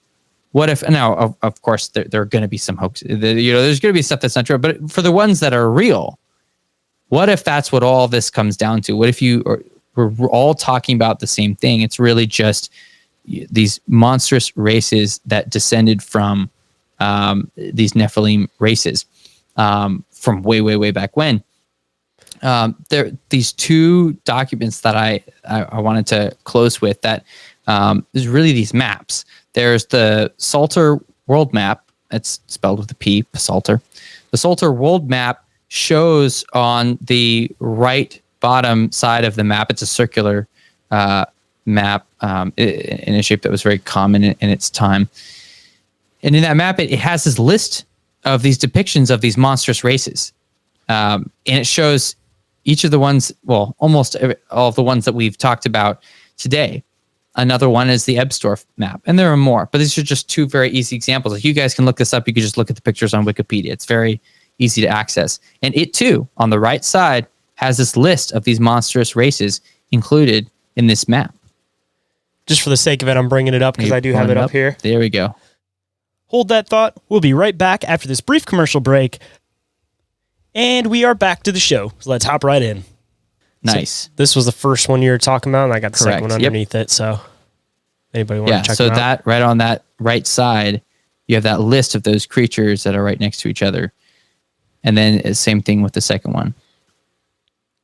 So I'll try to include these in the cover art too. I know it'll be kind of small, but at least people can kind of see a little bit of what we're talking about here. Give them a little bit of a visual. Yeah, and I'll have the links again in the article, so you guys can look at these, and I'll include the images as well. But it's wild to look at, because when you start seeing these guys, and this is such a small sample, right? And I'd absolutely understand it. These things aren't convincing, right? It's just a small sample. But when you see so many of these, and then you start seeing carvings and rocks and statues and paintings and drawings and just tons, like hundreds of descriptions of these things, it really makes you stop and start asking questions and just going, what is going on? Why is it consistent? And yes, there are variations. Different people would include different number of different monstrous races, but there are 5 or 6 of them that are very consistent, like Cyclops and the Blemmies, who are the people with their heads in the chest, and people with their feet backwards, dock-headed men and satyrs as well. And so those being as consistent as they are, it's just enough to give you pause and go, okay, if a lot of these are known deformities and these are put in the same category, is it possible that they are also simply genetic deformities? And then if you take that a step further, is it possible that all of those deformities are really the result of genetic modification due to angelic copulation? See, and I tend to gear more towards that side, at least, because it seems to be that there's this reoccurring theme with, of course, there's these ones that definitely seem like they're deformities, but assumably, if a deformity constantly reoccurs, there has to have been some basis for that genetic for it to turn into something residual later on. But when you start getting into the stuff like the satyrs, which basically is your idea of what a demon almost looks like Pan, that's basically exactly how people would describe a demon. And then people even getting into this like Dogman stuff and talking about how the experiences don't seem like something of this world. They seem like there's just this dark other aspect to them. Like that's when everything kind of starts getting a little bit weird, and even getting into like, you know, the Greek stuff with like minotaurs, and there's this common idea of the human form being mixed with an animalistic form, and there's no way genetically that a human could breed with an animal and reproduce something that creates this other thing. Like there has to be some type of other genetic tampering involved in this. And, you know, one thing that I could say is, you know, the whole Dogman thing with, I forgot the name of the disease, but it's when people grow like hair all over their face and everything. But I still think that there's, you know, people, they would have described it as that. They would have described it maybe as more of like an ape like man. They wouldn't have described it as like a dog man with like, you know, the elongated snout and everything. So that brings in a whole other view from it, that it may not be that, or maybe, you know, there are these dog men that are still out here, but on the other side, there is still some of the genetics that's mixed into the human gene pool. And maybe that is what some of those people are experiencing, is this elongated dog like being genetic that's still kind of residing in them. But either way, I kind of come back around to it. You either can view it from one of 2 points. Either one, you're viewing it from the biblical point that there was fallen angels that came down and started tampering with the genetics, or for people that get into a little bit more of like a new agey concept of things with the whole extraterrestrial or interdimensional concept. No matter what, you get into this aspect of gene editing to some extent, because there's no logical way why a human would start carrying these animalistic traits unless there is some other power that is knowingly editing and tampering with these genetics. Right. And when you have that biblical paradigm, and you have that understanding of that is even possible in the first place, the rest of this just doesn't seem that crazy, right? It fits into place because you're able to see a very direct line of logic of saying, okay, well, what do we know some of the angels looked like? Well, we know they had the heads of bulls and they had the heads of these various different animals. Like, okay, you mean like literally the Egyptian gods, right? Yep. And then they have children and they look like the Egyptian gods. Like, you know, you're looking at Anubis and he has the head of a dog and then he has children. Like, yeah, you're going to end up with that, right? So, yeah, when you connect those dots, it really doesn't have to be that crazy. Even getting into the occult stuff, it all is based in this Egyptian ideology. And it's like you start diving back and it's like that would have been like ground zero for like the fallen angel knowledge. So it all kind of comes back full circle on that one, that the reason why the occult dives so hard into Egyptian philosophy is because it makes sense that these were Nephilim beings that were the Egyptian pantheon, you know, and then continuing on, all the pharaohs and everything. All the depictions, they're significantly taller than the rest of the people, and they were purposely doing the sizing there. So it's like still, even though they may not have carried that direct animal genetic, they may still have carried it, but they may not have been presently showing it, but they still carried that giantism genetic coming again from that direct bloodline. Absolutely. And it's not any different with like the Assyrian and Babylonian, their stuff is wild. Like, if you ever go to like the British Museum, it's incredible walking around these massive sculptures of these crazy looking creatures. And of course it's like, oh, it's all metaphorical, it's symbolic or whatever. But when you're looking at it, you're like, that looks like a big, scary, chimeric, demon creature that they just like, hey, hold still, I'm gonna chisel this stone real quick. It's incredibly lifelike, and regardless of whatever you believe, it's beautiful craftsmanship. But seeing how consistently they created the same creatures all the time, like this is what this creature looked like, and that is what that creature looked like, right? It's very on par with a lot of the Egyptian stuff. They had very clear systems and understandings of how things worked, and what creatures were able to perform what rituals or have what powers or whatever. It was incredibly systematized. They understood what was going on, and I almost think it's a shame that we limit it to metaphor. I understand it, because how crazy is it to think that it would be real, right? But it is kind of a shame that I don't know, that these people put so much work into something, and then everyone's like, it must meant something else. And they're like, no, that's what, I was telling you it as literal as possible. Right. It's like you do such a good job making it look exactly what that person looked like. And then they're like, oh, it probably was just symbolic. And you're like, no, I put so much effort into that. Yeah. But it's funny. But it's very cool seeing that stuff in person. I just feel like walking away from it, you get a very different impact than just looking at the images. Like the famous Gilgamesh picture, like you can look at it and be like, oh, that's pretty cool. But then when you see it in person and you're looking upward, right? You're like, that is a giant dude who is holding a carving of a lion that's like basically the size of a lion. And you're looking up and you're just like, no, this was for sure a portrait. Like they were trying to show you like this guy was massive. Look at how big and strong it was. And maybe they embellished it. Sure. I don't know. But the understanding was that this guy was big. And we know that. That's what all the writings say and everything else. Like, that's not conjecture. That's what they believed. Gilgamesh was a huge dude. And so if you carry that over, then this other stuff that they made that was huge, that they said was huge, was huge. Like the Anunnakis with all the bird heads and everything that had the human body with the bird head and the wings, and they're always holding the bag and everything. They like to call them winged guardians when you go and check them out at the museums, but we all know what we're actually looking at here. Still fits into that whole Nephilim paradigm, man. Yeah, the Anunnaki and the Apkallu. That's exactly it. And when you look at that, and then you look at these monstrous races, it's just pretty obvious. You look at it and you go, oh. Like these are the distant descendants with not nearly as much might and power, with not nearly as much stature, right? But it's of the same category. So at least that's how I see it making sense, and that's where the evidence seems to lead. You know, I don't want to act like any of this is like, oh, it's all 100% proven. No, this stuff is incredible. Like, how could I possibly prove this to anyone, right? All we have, again, is we're in a game of probability. So we're looking at evidence and we're saying, all right, likelihood, really high. And that's the best that we can do, is like likelihood is really high. Now, as a believer, believing that the Bible is 100% true, I'm able to look at it and say, well, I believe the Bible is 100% true, and it tells me that these things existed. So I'm able to lean on that confidently. But if for anyone who doesn't have that, then you're simply left with a probability game.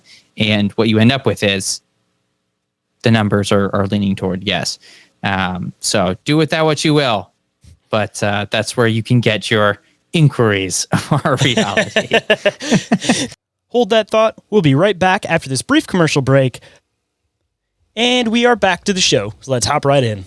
Dude, just to throw in one more other thing I was kind of thinking about towards the end, when we're talking about more of how a lot of these things kind of turned into almost like modern day, like medical conditions. So we're talking about all of these, keeping the royal blood pure, when you're, especially in like Egypt, for example, that like the pharaohs would reproduce with their brothers, with their sisters, like it got really inbred really, really quick.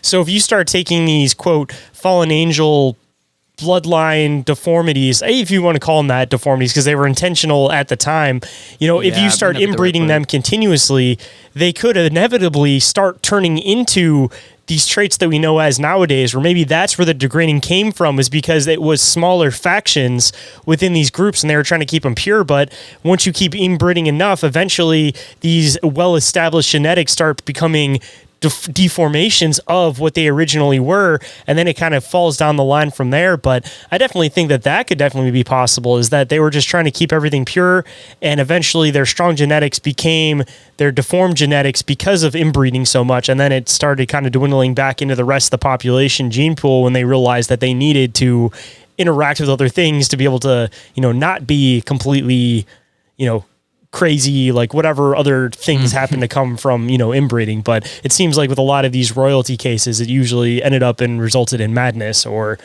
early deaths or whatever. So they had to start mixing them in to keep themselves alive, Yeah, no, I think that's a legitimate argument. And we also even see just with the human race, the genes going downhill, right?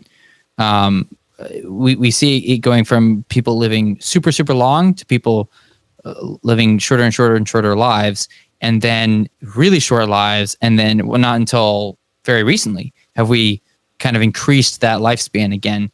by a very marginal amount compared to before. But again, if you believe the Bible, people living hundreds of years long, in the past, and then it very quickly degrading after the flood, and then you get to the point where we're living pretty short lives. Then yeah, if we're degrading, they would too. And then, like you said, add on top of that inbreeding, absolutely. I mean, things are going to go downhill so quickly. And then we already mentioned it at the beginning of the episode, but people hunted them down. That's what they did. I mean, I talked on other shows about how the dogmen were known as these terrifying warriors. That's why people were afraid to fight them, right? They're these really tall, strong, werewolf-looking guys. Yeah, you wouldn't want to fight that, right? But what scares you, you often want to conquer. And so you end up with a lot of kings who are then supposedly wanting to destroy them all, find them, hunt them down, kill them all, so the threat no longer exists. And if you believe a lot of the different texts, the Mongols were constantly trying to take out the dogman race. So maybe they succeeded. Maybe that's what happened. But I mean, even in the Americas with the natives and the giants, I mean, it seems like they got to a point where they all kind of teamed up and decided we got to take them out together because they're killing too many of us. So, I mean, you kind of see this different species, but reoccurring story kind of happening throughout the world is that once these cannibalistic races start, preying on us, then of course people are going to team up and sacrifice themselves to take them out as fast as possible. Right. And a lot of people miss it, but Genesis 14 is like the first example that we get after the flood of this massive war where you have these tribes that if you look over at Deuteronomy 1 and 2 and you look over at Numbers 13, you can get a clear definitive answer that those tribes had these massive giants in them. And then when you look at those tribes and the tribes they're fighting, you're like, hold on, this was this massive war against humans and giants. Like, that's a crazy narrative, right? It makes Genesis 14 a really cool chapter all of a sudden. It was not just as boring, like, okay, people got upset and they were fighting. It's like, no, these are humans and giants at war way back towards the beginning of the world, right? So it's an old story. It's an old story of David and Goliath. That might be the most iconic now, but it was not the first time. We've been fighting scary creatures for a long time, if you believe the book. Dude, I threw out this theory, I think it was on the very last episode before this one actually, about like giants and the mounds in America, that everybody, when you start diving into them, there's all these aspects of there being like giant skeletons, and then there's the normal size human skeletons that are kind of mixed into these mounds. And my theory was, it seemed like the Native Americans stayed very nomadic, and that may have been for a purpose, because you have ones like the cave dweller, or the where that was the name from, the cave dwellers, or it was basically like it was within the canyon that the entire like city just like vanished one day. The cliff dwellers, that's it. That maybe there was a reason for that. Maybe they got ambushed one day. So it was a matter of they stayed nomadic because they were aware of the fact that there were these giants that, maybe after the flood all got kind of pushed into the Americas, and they all kind of stayed over here and stayed out of, quote, the old world. And that's kind of where you hear that, the Nephilim stayed around, the giants stayed around, but they just weren't in this areas because they're over in the Americas. So, these people had to learn how to survive with these things being around, so they couldn't establish themselves in one area. And maybe the reason why these mountains started getting built was actually intended to be for a warfare advantage, that, if they're up on a higher hill, then one, they can either stab down at these giants, or two, they have a farther vantage point where they can actually take out these giants. And maybe the reason why, in South America, some of these civilizations became a little bit more established, and it seems like one of the reoccurring things were these side steps up going to these pyramids. Maybe they were multi-purpose. Maybe they weren't just sacrificial sites, but also a matter of, again, military advantage, that when they knew that these giants were coming in, they would be able to go up on these staircases and be able to basically get the higher ground on these things and be able to take them out from a higher ground. And, maybe there's a lot more to this, and people need to start looking at it from a little bit of a different viewpoint. But I'm honestly starting to wonder if all of these mounds may have been intended, again, to be able to fight giants, because then they could get a little bit more right into their face and be able to stab at them, shoot arrows from a farther distance, be able to see them coming up from a distance or something. But I feel like there might be something to that. It's like you're fighting a giant, you want a stepladder. Exactly. You don't want to be on the ground creating like a shield wall or anything like that, because these things would be able to bombard right through that thing. But if you got everybody that were up on the top of this hill that was maybe just out of reach of these things, you're stabbing down, you're hitting these things right in the face. You could be taking these things out, no problem. But if you're on the ground trying to fight these things, good luck. It's, the typical whoever has the higher ground generally ends up winning the battle, Was it the Lovelock cave? Yes. The Lovelock cave story? Yeah, where they're like trap them in the cave and then start smoking them out. I thought that was a fascinating tactic to like trap the giants in the cave and then just burn the whole thing down. Like, it's pretty savage. But hey, if the story is true, it worked. See, if it works, it works. At that point, it's again, you either got one of two things that's going to happen. Either one, you're going to have to file in one by one into that cave, and those things full well knew what they were doing, where they'd know that they'd be able to pick you off one by one. Or on the other side, you try to flip their advantage against them and say, all right, you only have one passage to come out. You guys got to come through this flame. Good luck. Because either one, you guys are going to burn yourselves, or two, you guys are going to have to deal with an ambush from us. So good luck on trying to get us to sneak into that cave. Like, it seems like a perfect vantage. It's like that 300 aspect that, you give them in the skinny alley and then you can fight everything one-on-one. That's totally what I was thinking of. Yeah, the 300 Spartans. Yeah. No, it is interesting. Yeah, I like that you're looking at it from the military tactical perspective. I feel like if those mounds, if the majority of them had giant bones in them, like a lot of the sources say, what a crazy savage joke of like, hey, look, we built our mound out of like your kind that we've already defeated, and now we're standing on top of them. Come and get me, and then they attack them, and then they take them out. Like, that's pretty crazy.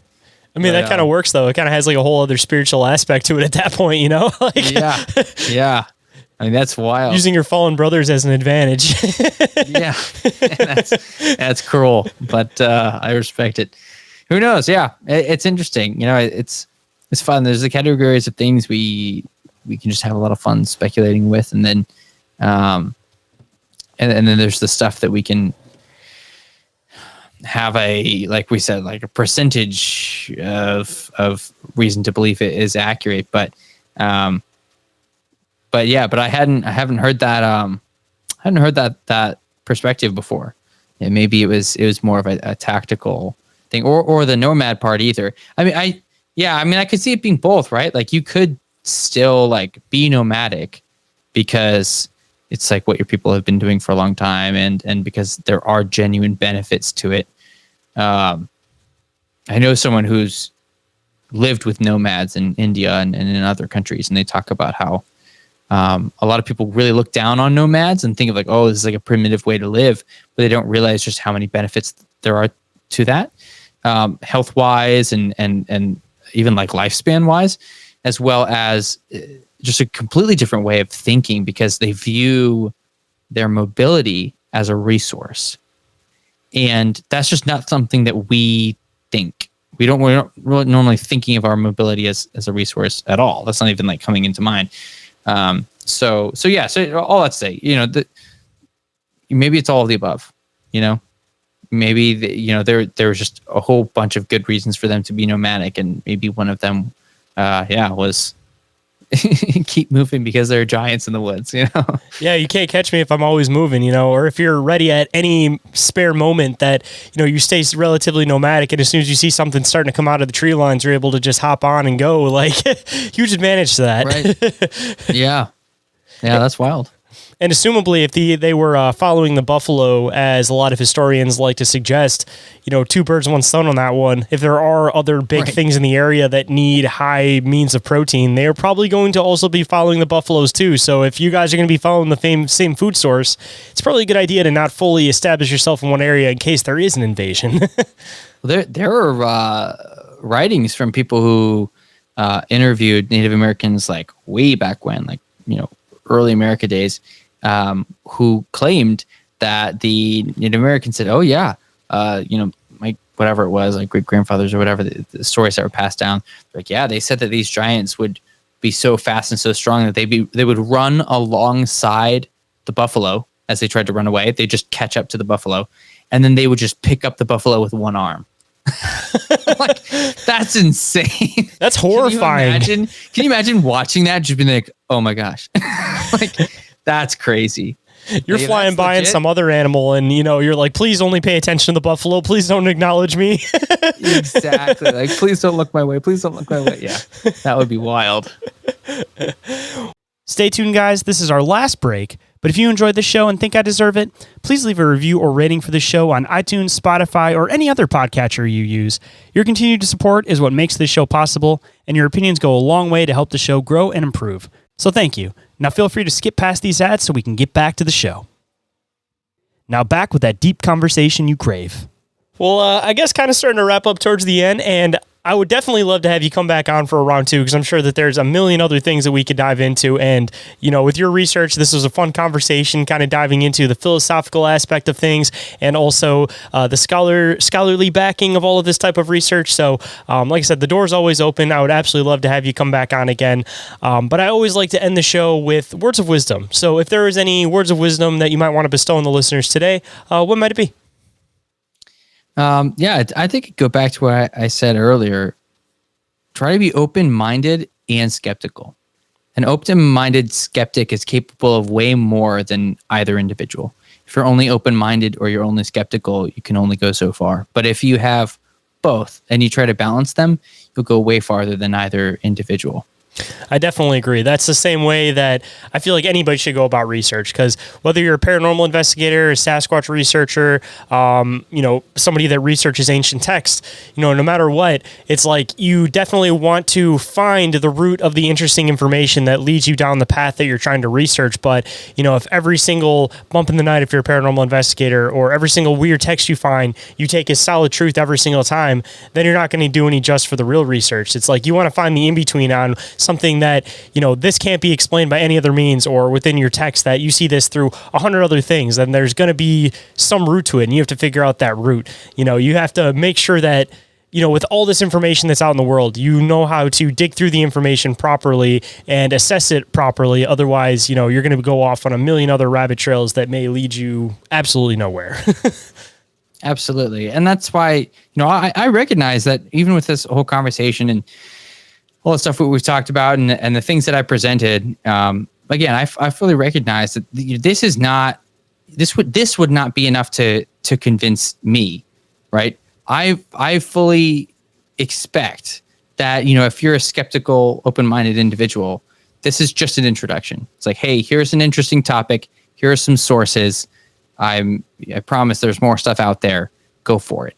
And, if you're a researcher, go look at this stuff. Look it up yourself. That's what I'm encouraging you to do, because the stuff is out there and it's wild. And for me, the journey itself of just looking into it has been so satisfying. If I get to the end and realize, oh, none of this was legitimate, that's fine. This was really fun. It's really fun. It stretches your mind. It makes you ask questions that you would never have asked otherwise. Really important questions like, how do I know what's real? How do I determine something as being likely true or likely untrue, or likely having existed or likely having not? It's questions that most people don't ask at all. So, if you're curious in this stuff, have fun, look into it, do research, take notes, and have a good time. Oh, yeah. I mean, it's always cool to just see a window in time, too, to see like what the normal knowledge was for people at that specific time. Because, we look at a lot of these like ancient philosophers, like they were like some of the smartest people that ever existed. And then on the other side, it's like some of their theories are completely out there and ridiculous. Like Plato with the whole like floating womb concept, or that it was its own like it was its own intelligence that was totally separate from like the woman herself and everything. It's like they'll be really onto something, and then they'll have this other stuff that's way out in left field. So it's like with this research, you kind of have to decide which one it is. But honestly, I feel like there's probably a good portion of it even split between this, that there is some stuff that is really, really solid and some other stuff that's a little bit out there, but you have to weed through it. Because if you're just looking at creatures as a whole, then, for the average person, it's kind of just completely out there. But, some of these are completely out there. But on the other side, there's a lot of them that have a lot of really good, solid stuff behind it. So it's like a matter of, again, deciphering which ones are something that's worth following and which ones that aren't. Absolutely. Yep. And if anybody wanted to come and check out any of the research you do, I know that you said that you're putting a book together, you got the blog, all that kind of stuff. Where might people be able to find you on the internet? Where can they follow all your pages? Or even if they're another researcher, they came across something that may kind of fit into your research, how might they be able to contact you? Yeah. So best way is my website, projecteleazar.com. You can access a lot of my resources there. You can sign up for a free account to be able to comment and talk with me about the different articles, as well as just get the newsletter. Every time I put together another article, you can get notified. Then there's the super awesome people who sign up for the paid membership, and I try to do little extra goodies for those guys. But I'm very thankful to everyone who does that, so that I can afford to keep the blog and everything else going on the side. Because as many people know, working for a church is not where you don't go there to make money. You do it because you want to do it. Exactly. So I appreciate everybody who helps out with that and is able to help fund both the blog and the research that goes along with that. So is that, and then you can reach out if you're a researcher, or if you want to help. Some people reach out and want to help, and I super always appreciate that. If you're a translator or a historian or whoever, you could reach me at projecteleazar@proton.me. And if you forget that, you can find that on the website. And then there's my Instagram as well, which is where I'm the most active on social media. And I will include, or of course, make sure I include all of that down in the show description so everybody can find it quick and easy. And again, man, I appreciate you making the time to come on today. It's been a great conversation, and hopefully we can do a round 2, a round 3, and whatever else, man. You're always welcome on the show. I appreciate talking to you, and I like getting into these conversations with you, man. Thank you. Appreciate it. It's been a blast. Look forward to it. If you enjoyed today's conversation and want to show some love, smash that follow icon and share today's episode with a friend. Grassroots support from listeners like you is exactly how this show grows, so thank you guys for all the support. And if anybody would like to get in touch with me for any reason whatsoever, you guys can do so through email, which is inquiriesofallrealitypodcast@outlook.com, or through social media. Instagram and Facebook are the ones that I'm the most active on. Or you guys can also contact me through the submission form, which is available at the top of the link tree, which is available down in the show description. It's the contact me bar, and that will go directly to my email, of course. And the last way you guys can get a hold of me is through the hotline. You can either text or call, whatever's easier for you guys. And that number is 313-364-1551. And if you guys have some free time, don't forget to check out some of the awesome friends that we have in the community. IKNOWSQUATCH, Snarly Out Natural Products, Cryptoteeology, and Big Ape Threads. And our other friends with affiliate links, Dimension Devices, Oregon-ite, and Sticker Mule, with additional discounts and credits available, and more information for those is available down in the show notes. And every single thing that I mentioned throughout the show is all available in the link tree, which is available down in that show description also. And with that, I hope you guys enjoyed the conversation. Hope today's show has connected some dots in your own reality. And I'll catch you guys in the next one. Have a good night, everybody. Reality isn't what it seems. Abductees taking aboard a craft with a tractor beam. Is life a simulation or an astral dream?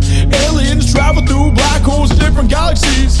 Life is a bizarre odyssey, with the mic talking about philosophy. Well, Bigfoot is stalking campers as a Wendigo walks through the woods of sharpened antlers, using a Ouija board to talk to the dead like a necromancer. There's so many questions and not enough answers. So if you're interested in mysteries and abnormalities,